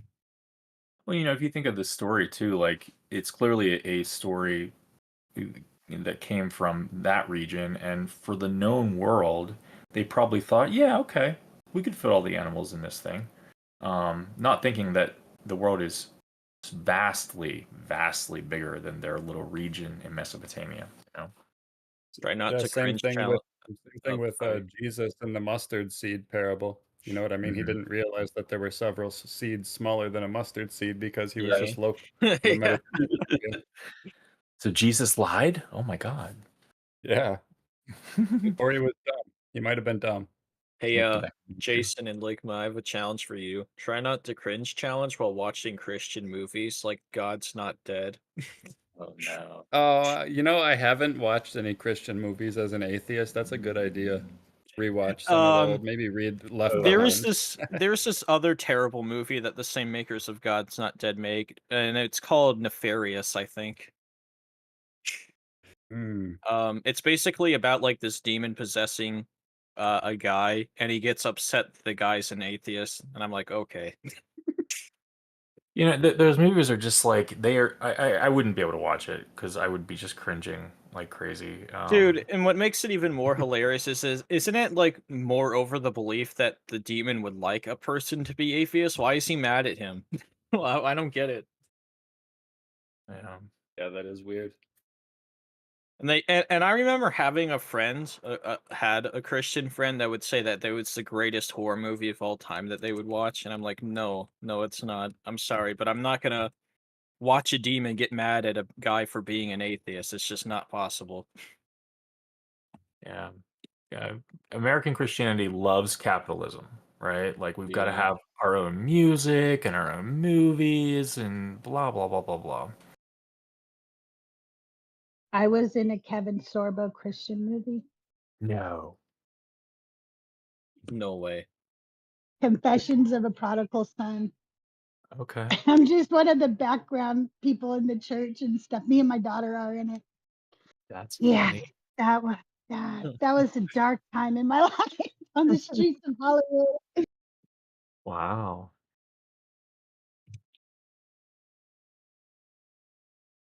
Hi, Crystal. Hey, Crystal. Hey everybody, how are you guys doing tonight? Yeah, hi. Having a great time.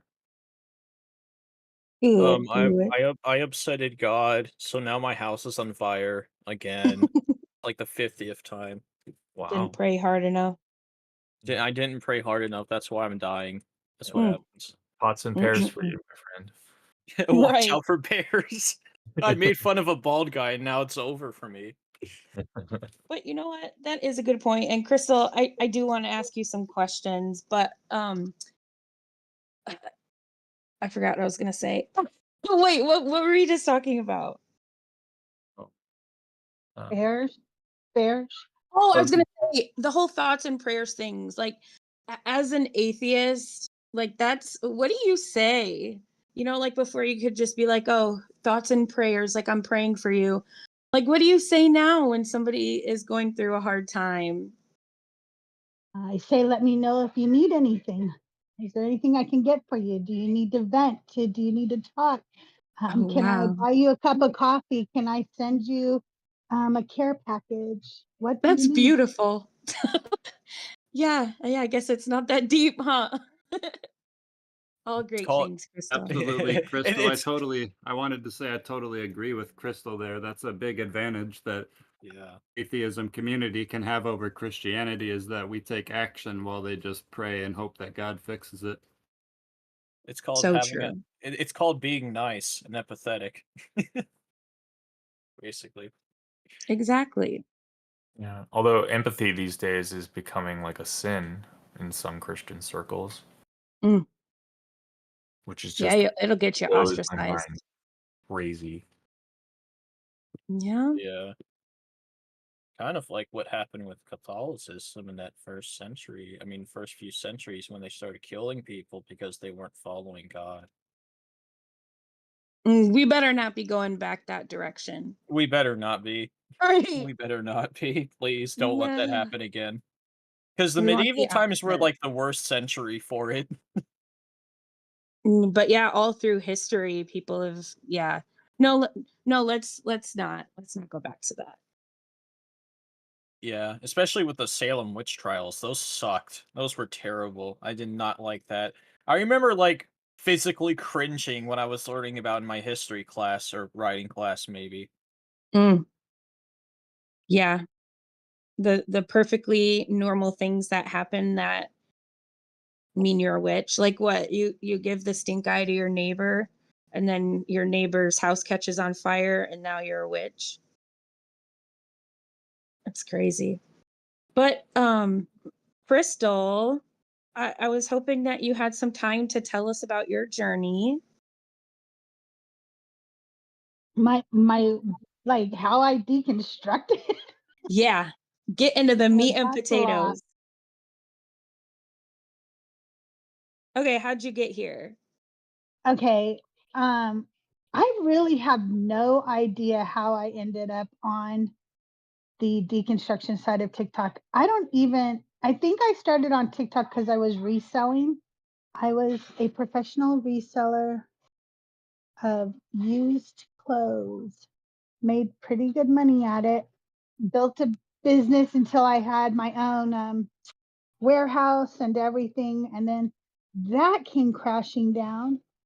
And I think that I was getting on TikTok to like start learning about live streaming and things like that. But as I progressed on TikTok, the more I realized I didn't want to resell anymore after many years of doing it too. I had done it for so many years.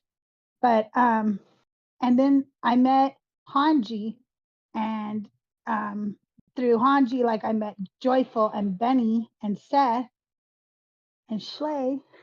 And then Joyful made me his co-host, and Benny made me one of the mods here. And then that's how I started in this little deconstruction community.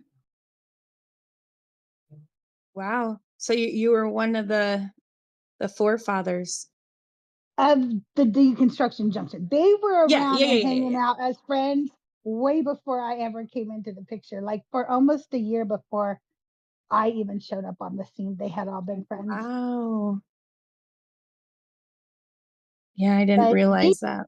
deconstructing, I think it has been a process for a very long time for me, and I just didn't know that that's what I was doing because I left my church in around 2010, and I didn't leave because I was losing my faith by any means. I left because they were horrible people. Hmm. and, Sounds and about so right. I think it started me realizing that Christians don't believe the shit they say. And then it made me realize, wait, am I the only one who actually believes this shit? Like I really Mm, started to think like, wow, I don't think that they really believe any of this. And I've been really believing it, and then things happen. Like my father, um, he had he had no NDE. He was gone for about 7 minutes on the table. And when he came out of it, a devout Christian man, a very good man, he said, God didn't come for me. He abandoned me. He wasn't there. It was nothing. It was just darkness. I don't know what mm, I've done, and that broke my heart to see this man think that his God abandoned him in his hour of yeah. need. And then eventually, my son would come to me and tell me he was an atheist. And my son is a very very smart man, and that made me question things even more. And then I started deconstructing after that and going through the Bible and questioning everything and Yeah. realizing like, oh shit, I don't believe these stories. What on earth was I thinking? Yeah. I mean, I think that you've definitely done a lot of work.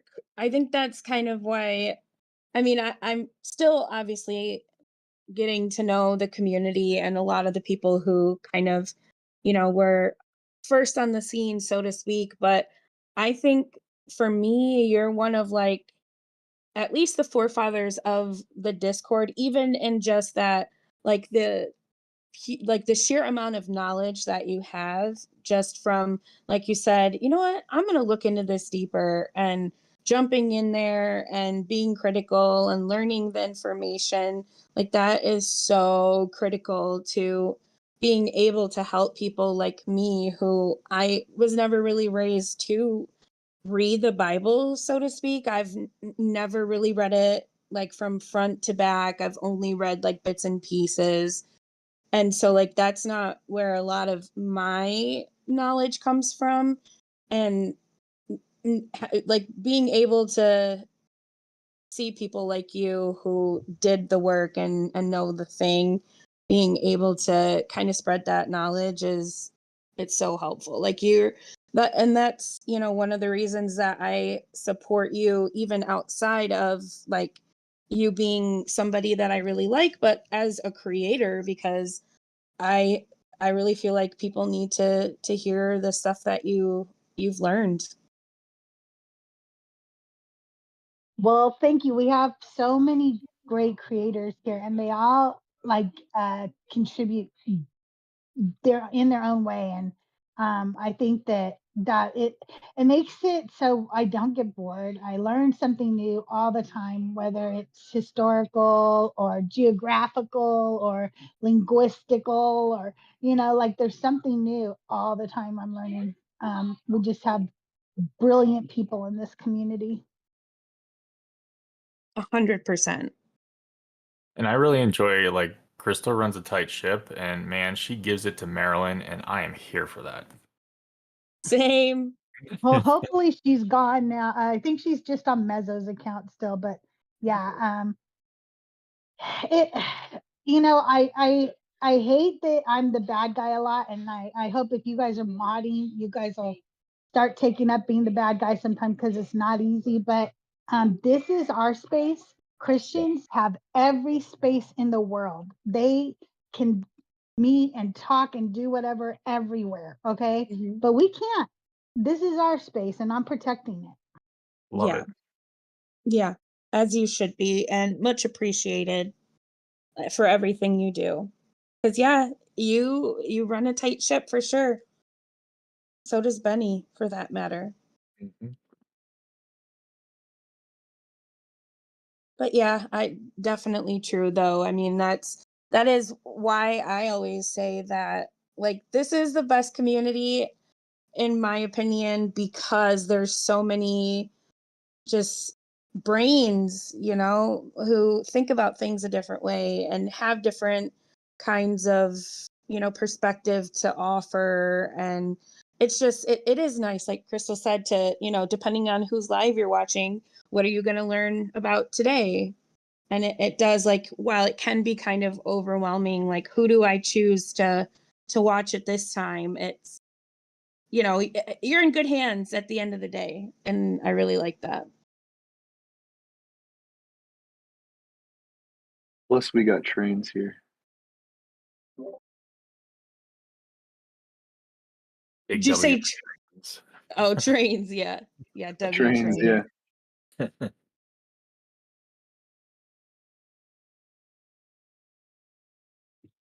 But yeah, I don't know if anyone else wants to pop up and introduce yourself. Because we got some other faces in here. But yeah, thanks for hanging out again, everybody.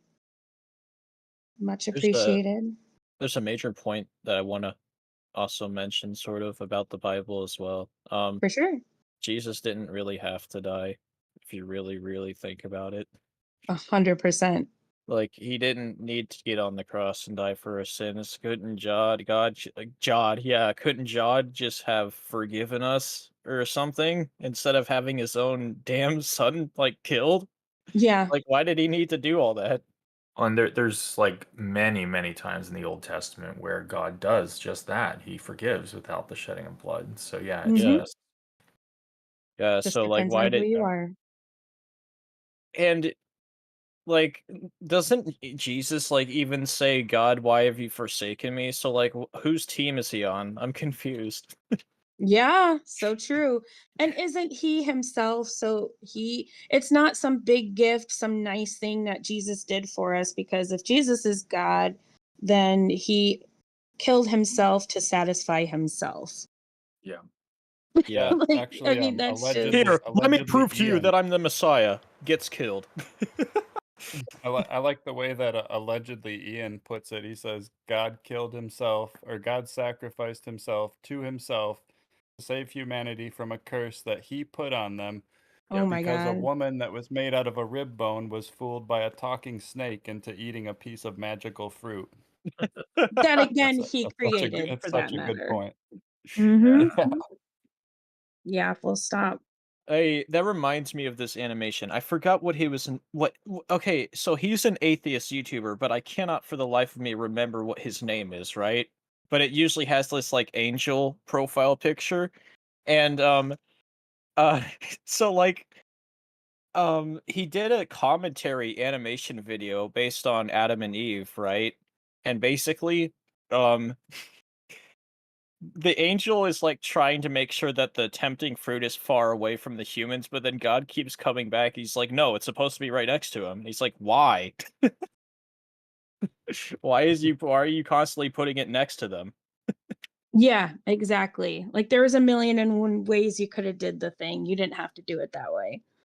Also that part of the story in Genesis where basically he says they'll die if they eat the fruit. They didn't die, so he's also wrong. Oh no, spiritual death. Oh They died a yeah, spiritual death. yeah, Yeah. yeah. Yeah. Because we have to change the wording. We have to change the ways that we think of death when Yeah. reading the Bible. Well, you know, and the snake was the truth teller in the story, which kind of blows everyone's mind. Absolutely. But Exactly. Absolutely. there's also another thing that I just realized recently from going back and reading that story. Eve tells a lie before she eats the fruit. So how does that work? Mm-hmm. Yeah, So that doesn't make any sense. right, she said God Ooh. said don't eat it or touch it. God didn't say don't touch it.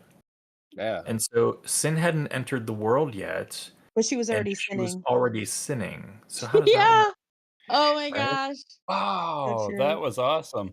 Yeah. Yep. That It's was just genius. so funny, the There's so many, contradictions. there's like so many contradictions in the Bible. It's actually insane. Mm-hmm. Yeah. Well, so like last I posted this in the heathens chat like a couple days ago. Someone on YouTube commented this huge diatribe about my comment, which was basically like Genesis 1 and 2 are two different creation accounts. They're two different gods, right? We have El, we have Yahweh, Mm. Yep. and so Yep. if that is true, then I don't, if those two things are two different gods and two different creation stories, if it started out as mythology, the rest of the goddamn book is mythology. Mm-hmm. Like it's Yep. just Yep. that's so clear to me, Absolutely. and that's where my really deconversion started. Was like, okay, none of this is real if it didn't start properly. Exactly. I exactly, I say the exact same thing. That's exactly how my deconstruction began, and that's why I always push so hard for people to draw these parallels between the Bible and older religions, is because that's what did it for me. Yeah. Because That I thought remind that the Bible was completely original. It was the word of God, you know what I mean? It was holy. So when I started to realize that the stories were copied, my faith just crumbled like a cookie. Exactly. that reminded me. Me and Deacon watched a apologist VR chat YouTuber or whatever, and it was very strange. Okay, so the major flaw that I always point out with like these evangelists or apologists or whatever is that they don't treat people like people. They act like pre-scripted androids, if that makes any sense. What do you mean? So basically, instead of treating people as like, how you like introduce yourself to a person, be like, "Hi, hello, what's your name? My name's this, that, yada yada," and they get to know each other. Mhm. This evangelist is not like that at all. He immediately goes in for one objective only, and that's to share the gospel, and that's it. Mm-hmm. Do you And want it's to know what very that is? what is it? Those are businessmen. That's a business mentality, and that's all they care about. Yeah, Mm. exactly. They just want to spread the Bible and nothing else. Nothing interests them. They just want to be like, "Hey, God, this, God, that, God, can you shut the hell up?"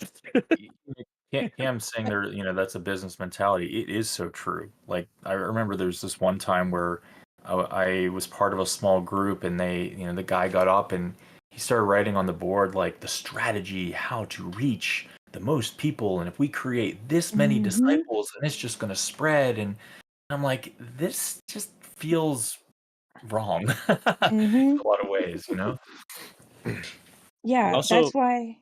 Oh, go ahead. trust me, bro. Sorry. yeah, No, right. you're good. But yeah, that's how it gets perpetuated is people are brainwashed into thinking that it's a good thing to spread the gospel and bring more people in, but it's all about money. I mean, from start to finish. That's why it's always been ingrained, getting the Yep. money from people. They're hiding behind their private jets. Right. Oh In their God. mansions, laughing at the people that they're able to fool. Mhm. Yeah. Yeah. I like my story, I kind of I spent some time in like obviously the whole thing is a cult, but in a like especially culty church within the, Christianity religion. And that was one of the ones where I promise you the people running that church didn't believe a damn word that came out of their mouth. They didn't really care about the religious aspect. They were in it because they had people fawning over them, treating them like celebrities because they were prophets. God talked to them. That's how you talk to God. You talked through them, So it's like they're almost an extension of God. And like these people lived in mansions and designer clothes and, fancy, expensive cars and didn't work. But, uh, I don't know. I just think that some people, maybe their heart is in it for, the right reasons, but a majority of it is just, getting control of people and reaping the benefits from it. But like in this particular one, like they ended up forming their own school and charging people ridiculous amount of tuition to put their kids in this school that is run by people who go to the church. And so like that's a way that they make money. And then I don't know, just all these different programs and ways to insert things that they're just making more and more money from. And I just think that that's way too common at a minimum, if Yeah. it's not every single head of church. Oh, They're all the also money, not all paying the power. taxes. that reminds me No of this. taxes for all that money either. That reminds Yeah. me of this Bible. It was a class. It was a Bible class inside of my high school, and I remember the teacher saying the most cringiest thing I've ever heard in my entire life. And they asked if they believed in God, and they said yes. And he said, and I quote, "So you think being gay is a sin, right?" And I was like, okay. Um, there was another part that kind of like got me. Then thinking back on it now, it was pretty terrible. But then I didn't really mind it as much.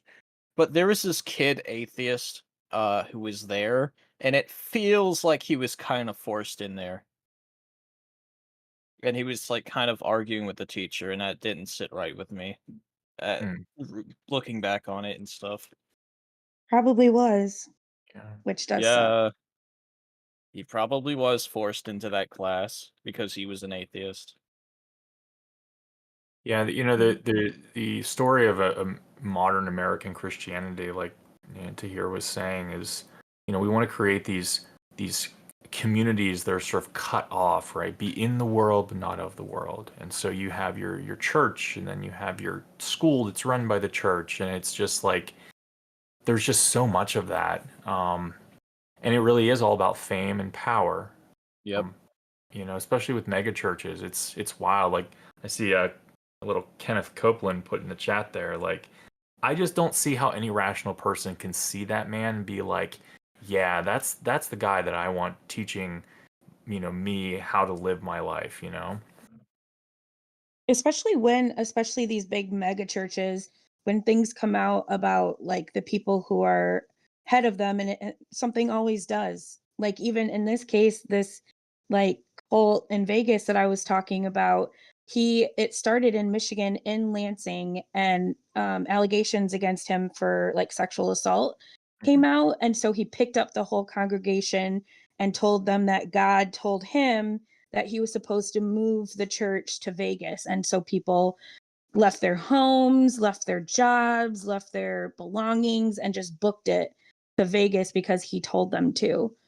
And, like so often it just comes out that these people are awful people. They're preaching, on, for, you know, on a church or at a church on Sundays, but then doing horrible things behind the scenes. It always comes out. Yeah. Oh, By the way, it's always the drag queens, right, or the trans people, right? They're Right. the ones that are the perpetrators. No. by the way, Right. I have some advice. By the way, whenever if a Christian ever says, "Oh, believers in God don't do bad things," just say Jonestown incident. Mm. Just say Exactly. Jonestown. Mm-hmm.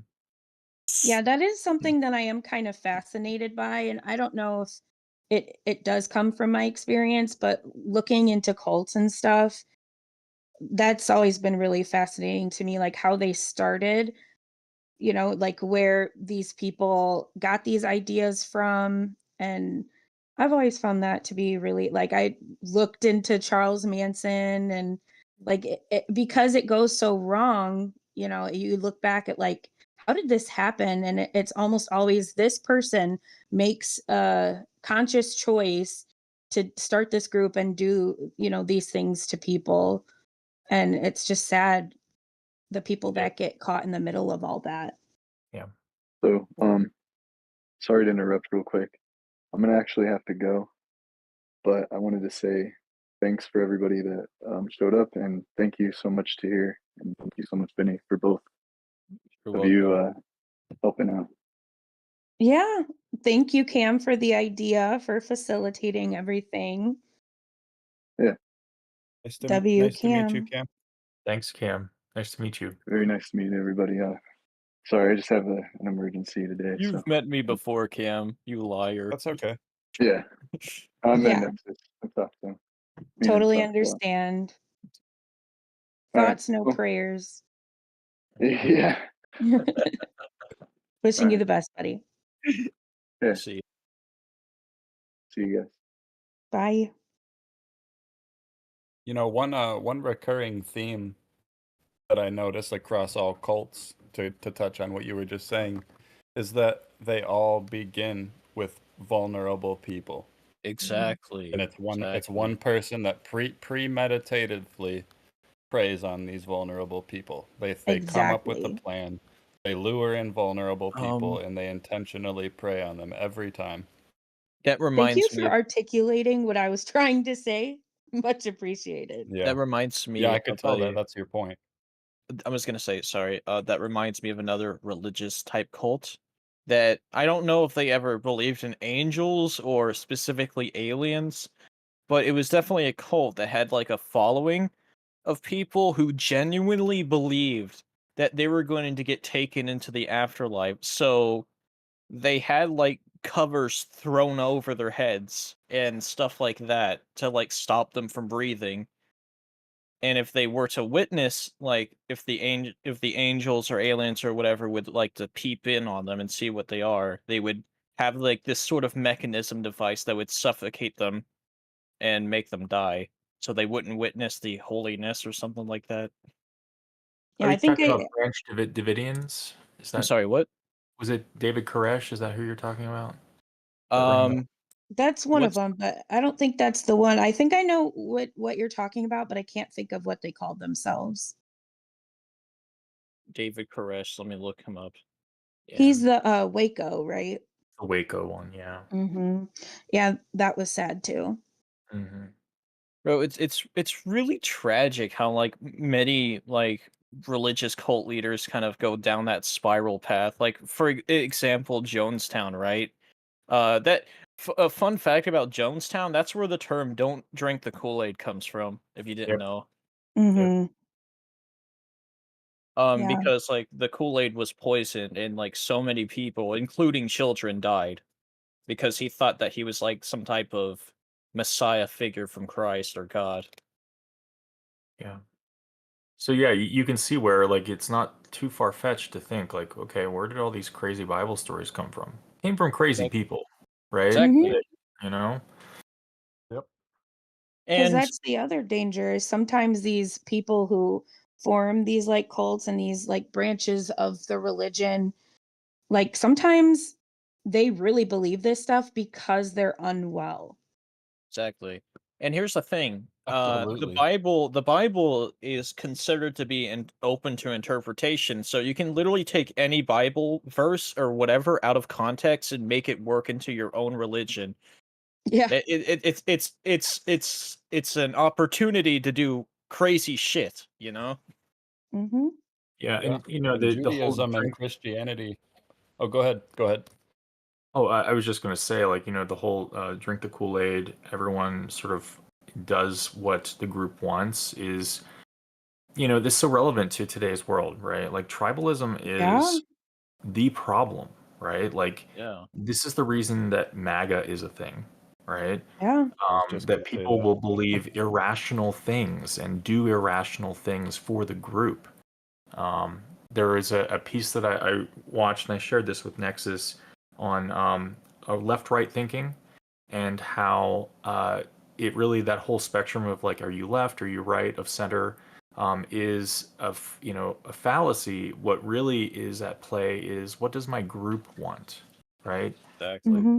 What does my tribe want? That is what is a better indicator of someone's political leanings. And I think that this also goes into other realms of belonging as well, right? Like so much of what my parents believe as conservative Christians has to do with, well, that's how they've always been, and their family and everyone around them Mm-hmm.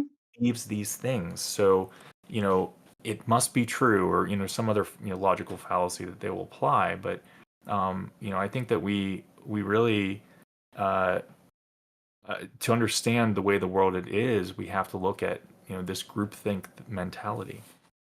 There's something else I wanted to say regarding like a lot of false Christian claims, right? So they'll say a statement like that everyone who is born into this earth knows or has a concept of who God is, right? That's completely false, and I actually have a way to prove this, right? There is this island, and it's very remote, and the government will not allow you to go there, and it's known as the, I think, North Sentinel Island. And basically, a bunch of natives live there. Now, as far as I can tell history-wise, they have zero concepts as to who God is, right? And as a matter of fact, the reason why you can't go there is because we've had a really bad history with the settlers kind of enslaving them, and those settlers were probably people who believed in God. Yeah, Yeah. usually are. And Yeah. there was a guy who was sort of an evangelist or a Christian apologist that wanted to go to this island, right? And try to He like was gonna preach the save gospel there. them. Yeah. But he got cannibalized in the They process. murked him. Yeah. They Yep. said, "No, thank you. Don't bring that here." Yeah. I was just gonna kind of to tie it back to what Jason was saying about like, the whole MAGA aspect of it is like, and then, to tie it back to the whole religion, like the vulnerable people is who these people prey on.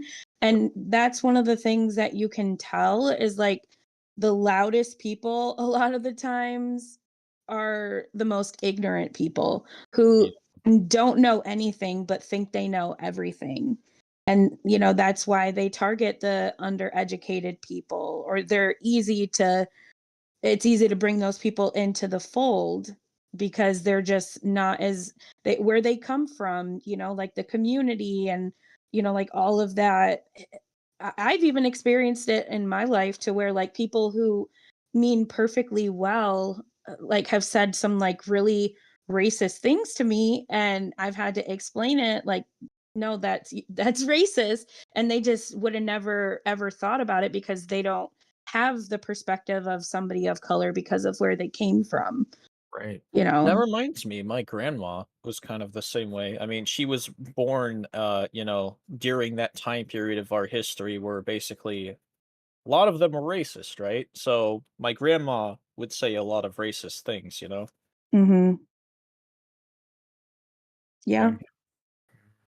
Yeah, And so that's the whole Like all of MAGA my movement family. and everything that's happening, today is really all that you just said to here. It's, he has created this movement around ignorant people, right? That don't think very deep about anything, that are willing to just take on an ideology because it speaks to some sort of need for vengeance, right? Like so much of it is grievance. It's like we have to, blame, I don't know, the immigrants, the trans people, just pick your minority group. somebody to The villainize. Democrats. Yeah. Right, something to villainize, and that's sort of like us good, them bad is a very digestible narrative. That reminds me, Very true. I used to know this like okay, so I used to be in this VR church like I mentioned earlier, right? And we were going to go apologize into like another world, because they have that in VR. And It's crazy. basically what was so like insensitive that he said was because he was trying to convince that trans people are not living the way they should. And he said, and I quote, "We live in such a cancel culture and stuff like that." I'm like, come on. Thinking back on it now, it's kind of cringe that I believe all this nonsense that guy was saying because I was a Christian at that time. Yeah, but I mean, when you only have access to so much information, yeah, and you just kind of take things at face value until that alternate information is injected, which is, the whole point of like this community, and then, also like the debate, like TikTok side, generally speaking, is there's so many people out there just wanting to provide the right information and stop the spread of like actual true misinformation, like the transgender mice of it all. Like I'm not a scientist, but I've heard of, transgenics before.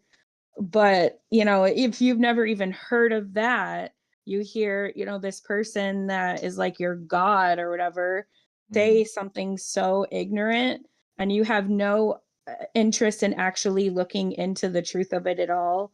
That sounds perfectly logical and rational to you. It's just insanity.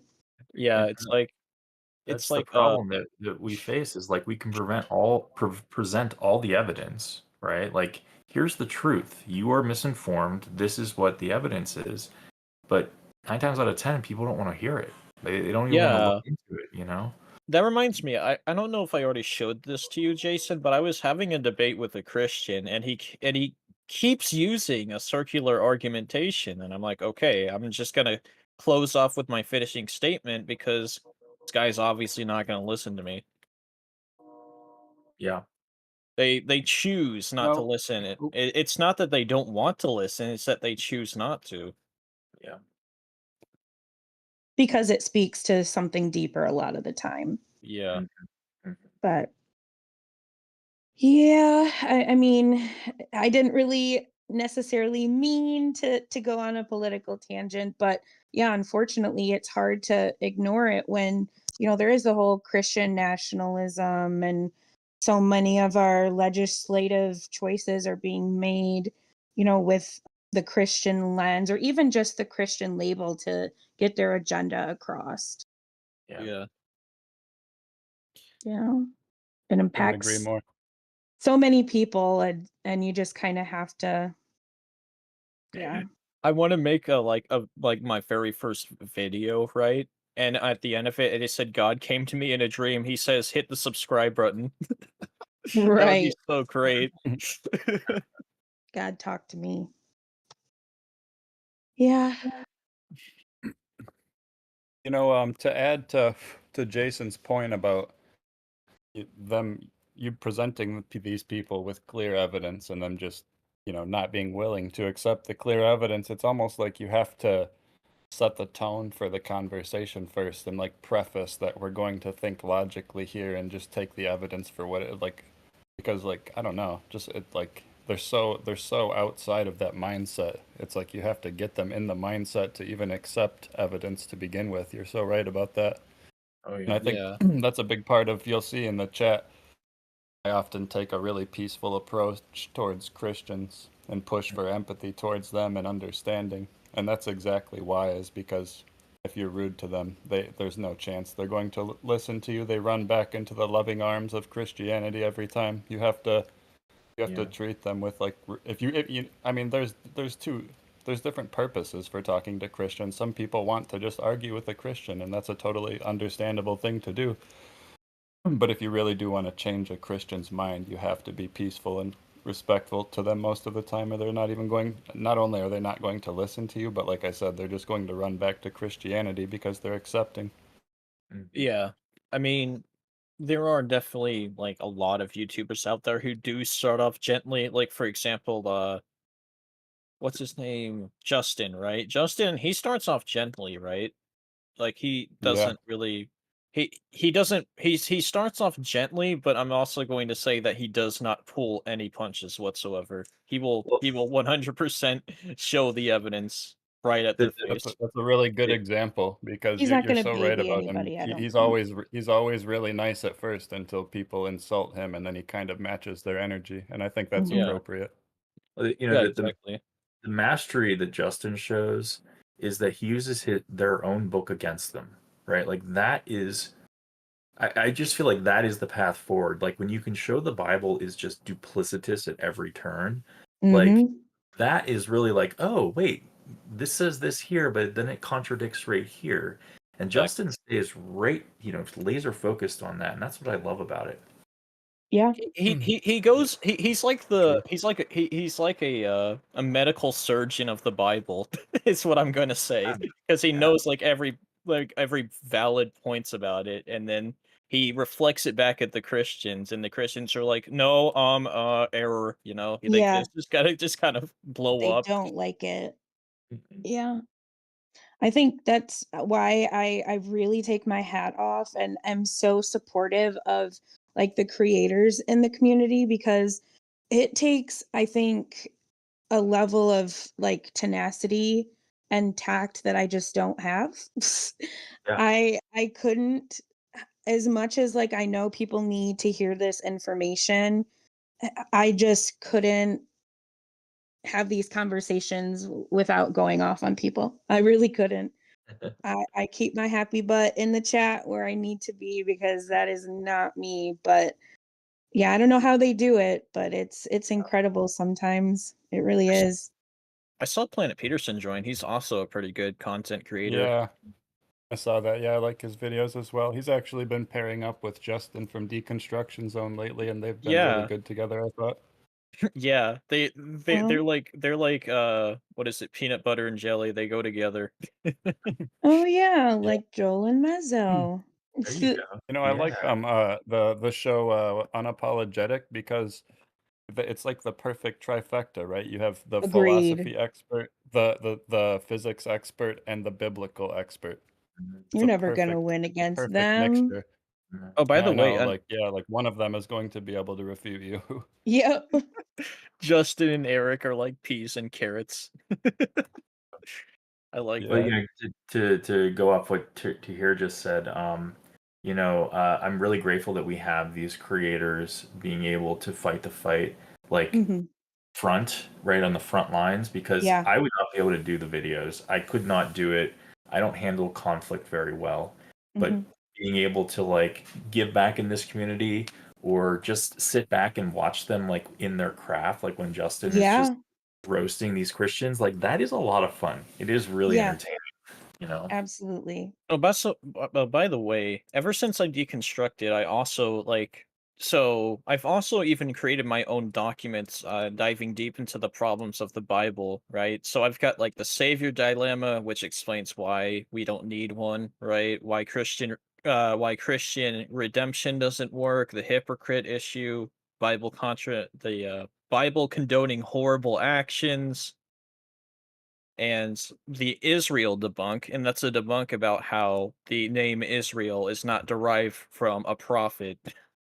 So Mm.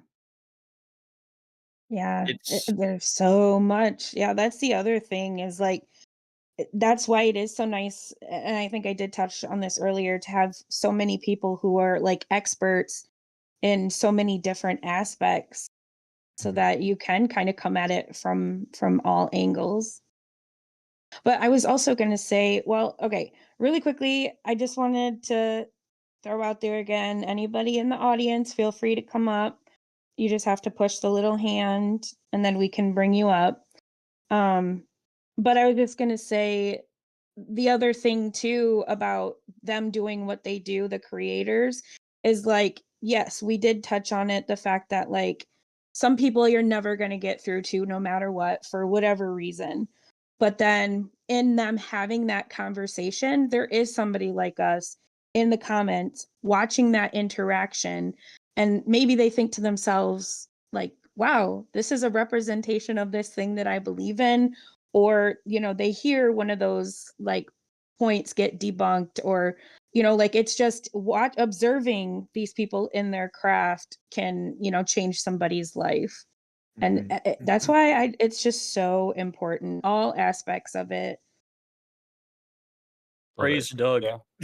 And Right. to add to Yeah. what you just said, a lot of these Christians that are, fucking up politics in the United States and whatnot, a lot of them are extremely unfamiliar with the Bible and haven't even read it. And a really Exactly. effective way to stop them from screwing up politics is just to show them some of these contradictions in the Bible. That's oftentimes, in fact, that they're just completely, like when you tell them that the Bible, condones slavery or it's God told them to kidnap young virgin girls, like they literally think you're lying. They think you're making it up. They ask you for a Mhm. Yeah. verse because they've never even read it before. Yeah. Exactly. It's They crazy. don't. It's I mean, wild. I didn't. I was a Christian. I didn't read the book. Not afraid Either. afraid to Yeah, say it. they don't tell you that. A lot of times Christians just, they hear what the pastor says. They don't actually open the book if they even go to church. Mhm. That's one thing I was gonna comment because I've never been like truly religious, but I grew up Roman Catholic on the Northeast in an Italian family. So Mm. like even in like religion class and stuff, I was just never able to like believe the stories we would read or just like any of that. But then like listening to the streams, like the Bible was never really taught to us. Mhm. Like at least in like religion class, and like you just read the scripture that like is in the fucking book that the Catholic Church gives to every fucking church to read out to everybody. So it's like it's just like the polished version that they want you to hear, and it's just like the yearly stories everyone always hears. Exactly. The polished version of the Bible is what most people know. If even that, for that matter. Oh, by the Right. way, another YouTuber who helped me with my deconstruction, he goes by the name of Believe It or Not, and he's a pretty good channel. I would recommend him. He does Okay. pretty good. Yeah, send it in the chat. But Papa Synth, do you have a moment so I can ask you some questions? Hit me. How do you want to be addressed? Do you want to be known as Papa Synth? You can call me Synth. Synth, got it. Do you have preferred pronouns? No, ma'am. Okay. What is something you enjoy doing in your free time? Um, I mean, I like playing Destiny, the video game. I've heard of it, never played it.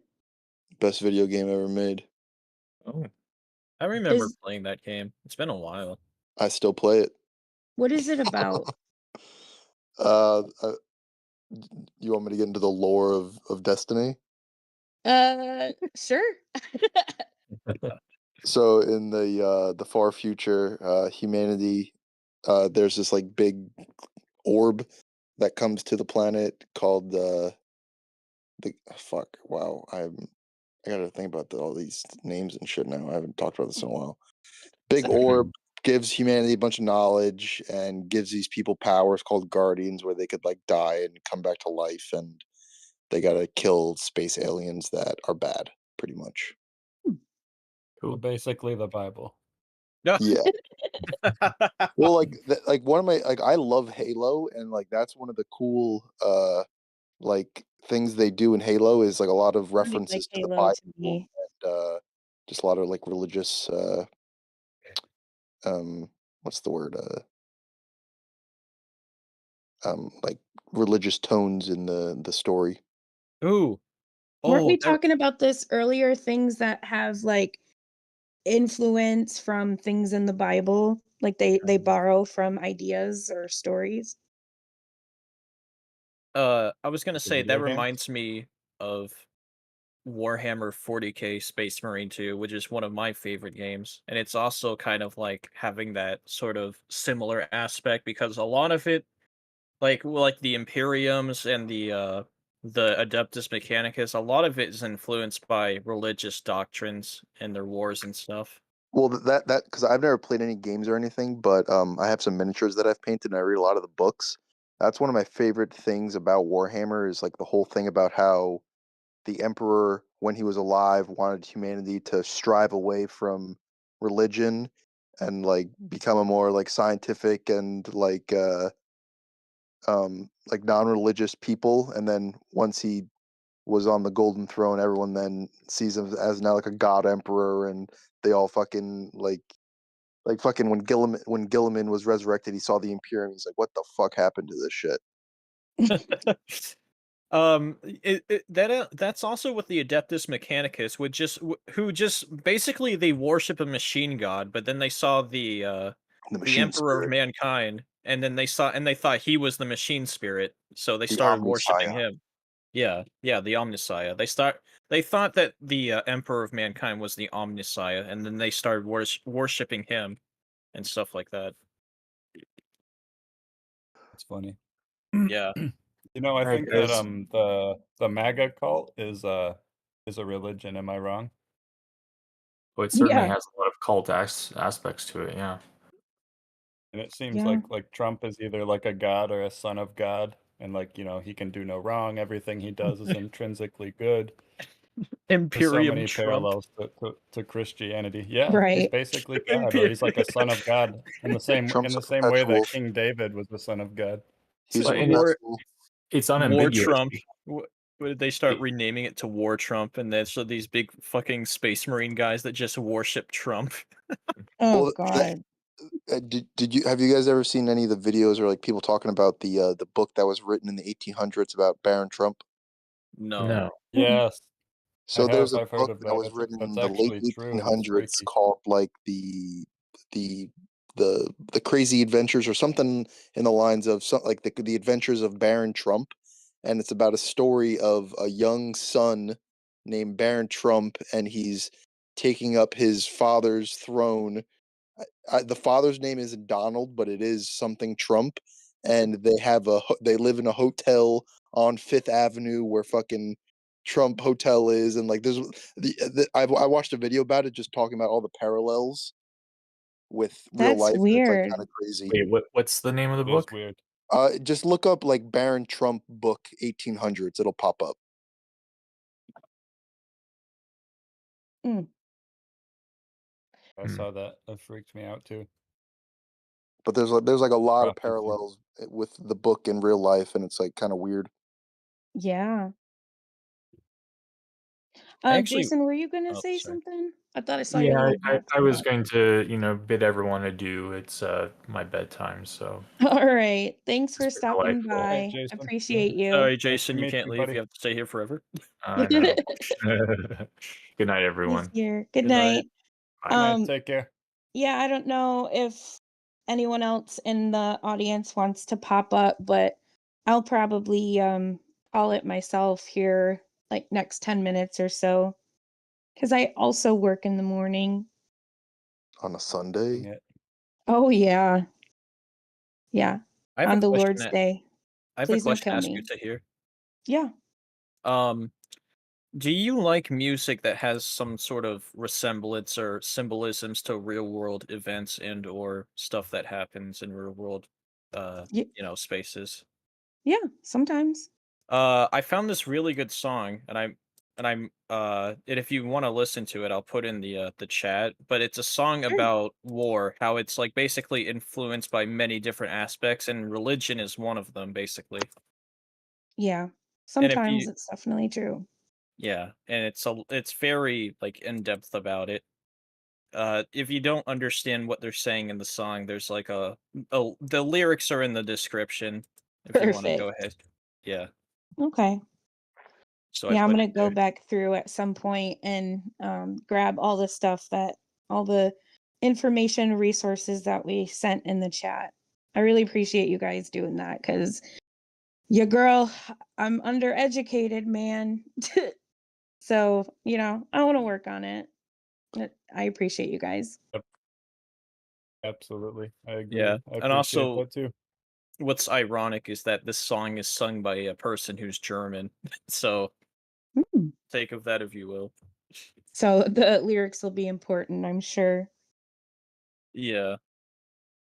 But I don't know, anybody, you guys have anything you wanted to mention before we call it for the night? I was gonna No. oh sorry. I was gonna ask, did you used to be a Christian or did you like sort of always been an atheist? Me Yeah. personally? Yeah.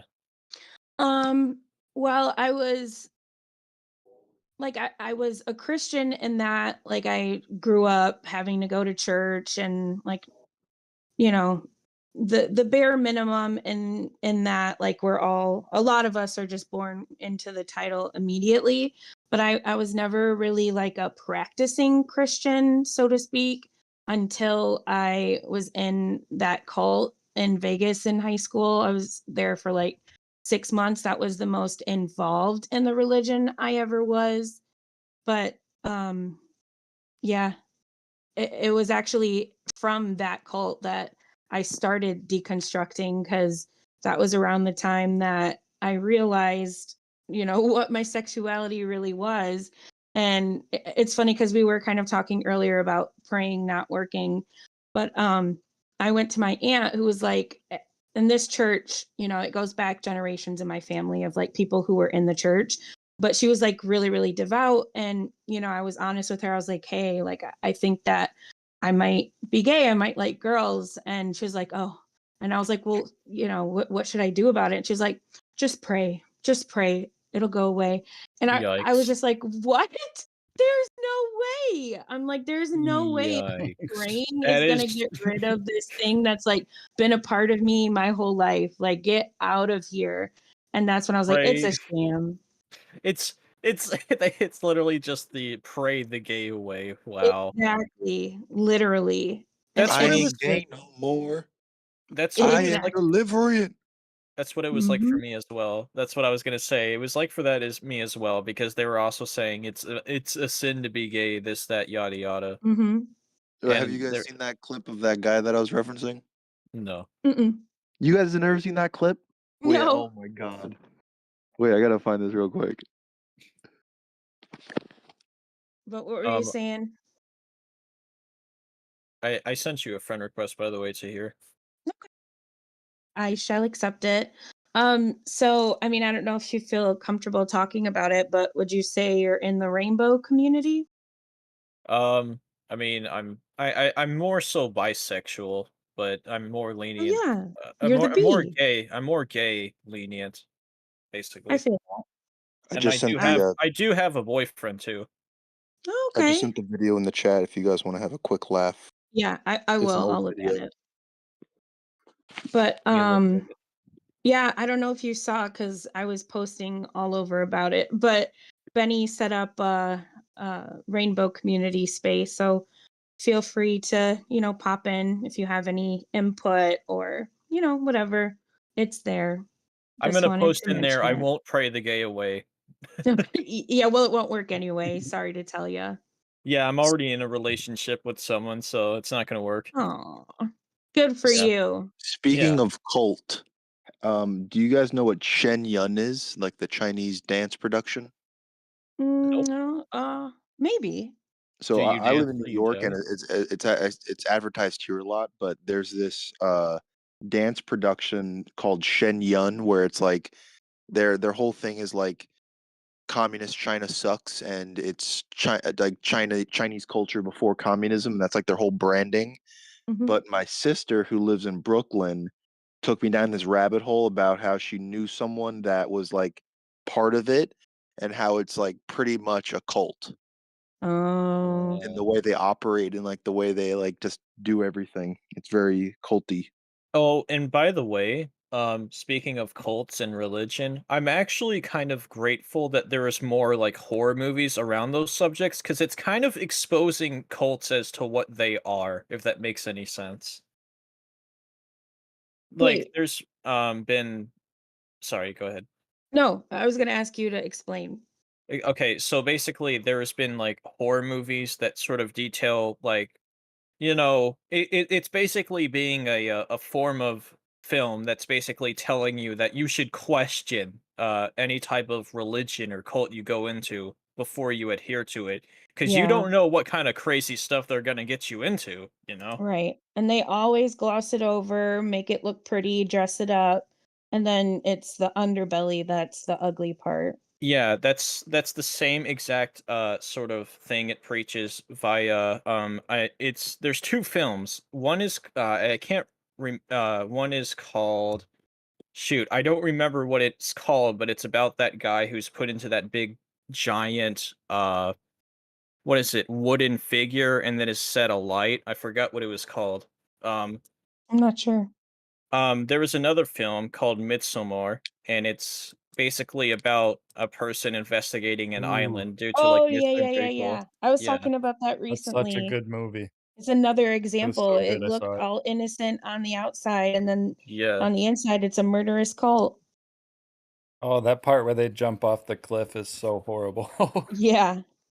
Yeah, I And was then they scarred come from up with the watching that hammer and movie. they smash their heads with the hammer. It's so graphic. It's disturbing, it really is. But yeah, it was good. It was entertaining. I liked it.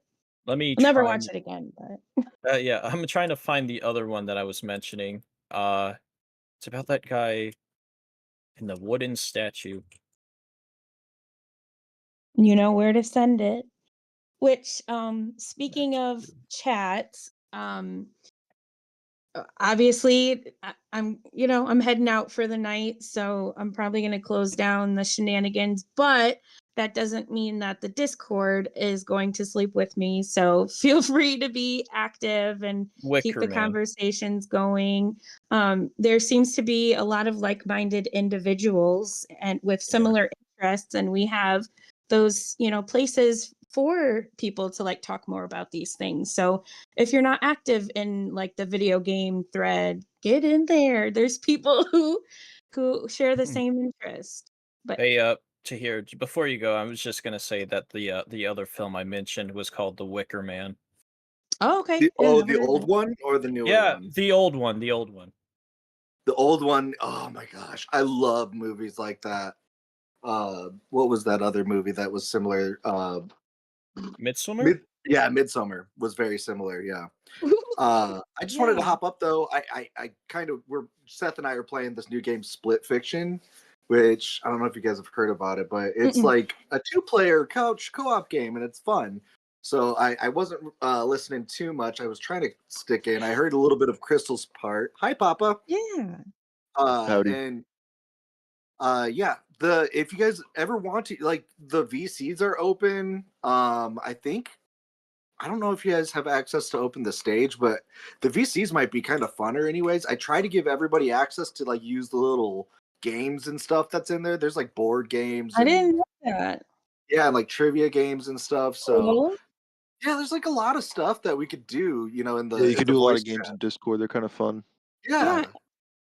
That's cool. So That's good to know. Great for the community aspect. yeah, definitely. But Team yeah, building. if you were wrapping things up, I just wanted to say thank you guys for doing this, and thank you to Tahir and Cam. I don't know where Cam went, but you guys are amazing. Thank you for holding this space. Thank I you. really appreciate you guys. Yeah, absolutely.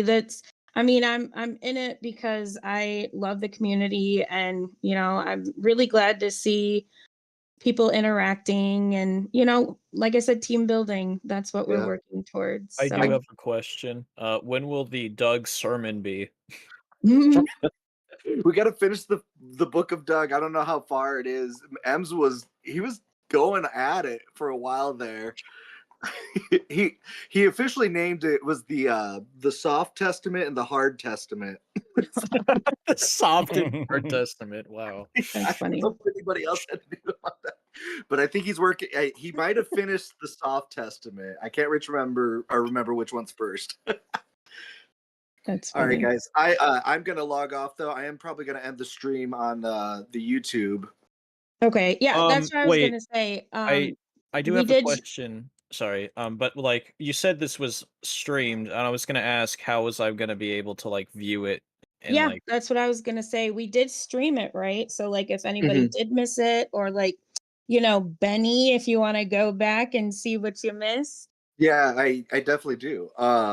And it will be for basically anybody in the Discord. It's subby only. So like, if you're following the Decon Junction YouTube page, which is plastered all over this Discord, but it's also right. It's just youtube.com /at Deconstruction Junction. okay. Yay. I'm gonna put And it that should in there. be in there. If not, I will make sure a link is available. But if you're a subby, it should show up. Perfect. Thank you, Unless you don't Benny. want me to show it up, like I can put it on private. If anybody does not feel comfortable with it up, or if they only want it for link access only and stuff, we can make it private. Yeah, absolutely. Let us know your comfortability level for sure. I've said my face and stuff 1,000 times on the internet, so I'm fine. Yeah, same. Yeah, and like I said, I'm first and last name, and social security numbers in my description. If you want to know it, it's there. Just kidding. Right? It's like if you want my $80,000 of student loan debt, go. Right. get Fair it. enough. Mhm. Yeah, be my guest. I'm I not will scared. trade.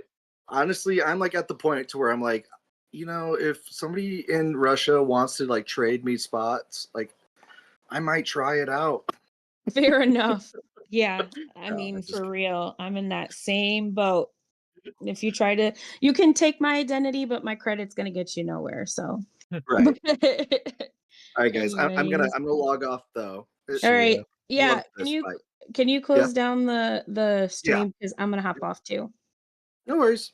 We'll All see you right. guys later. Thanks, Bye, everyone. guys. Nice meeting you. Yep. Hope to see Take you care. again. Yeah, I hope we can do this again soon. We'll be in touch. Yes. All right. Okay. Bye. Bye.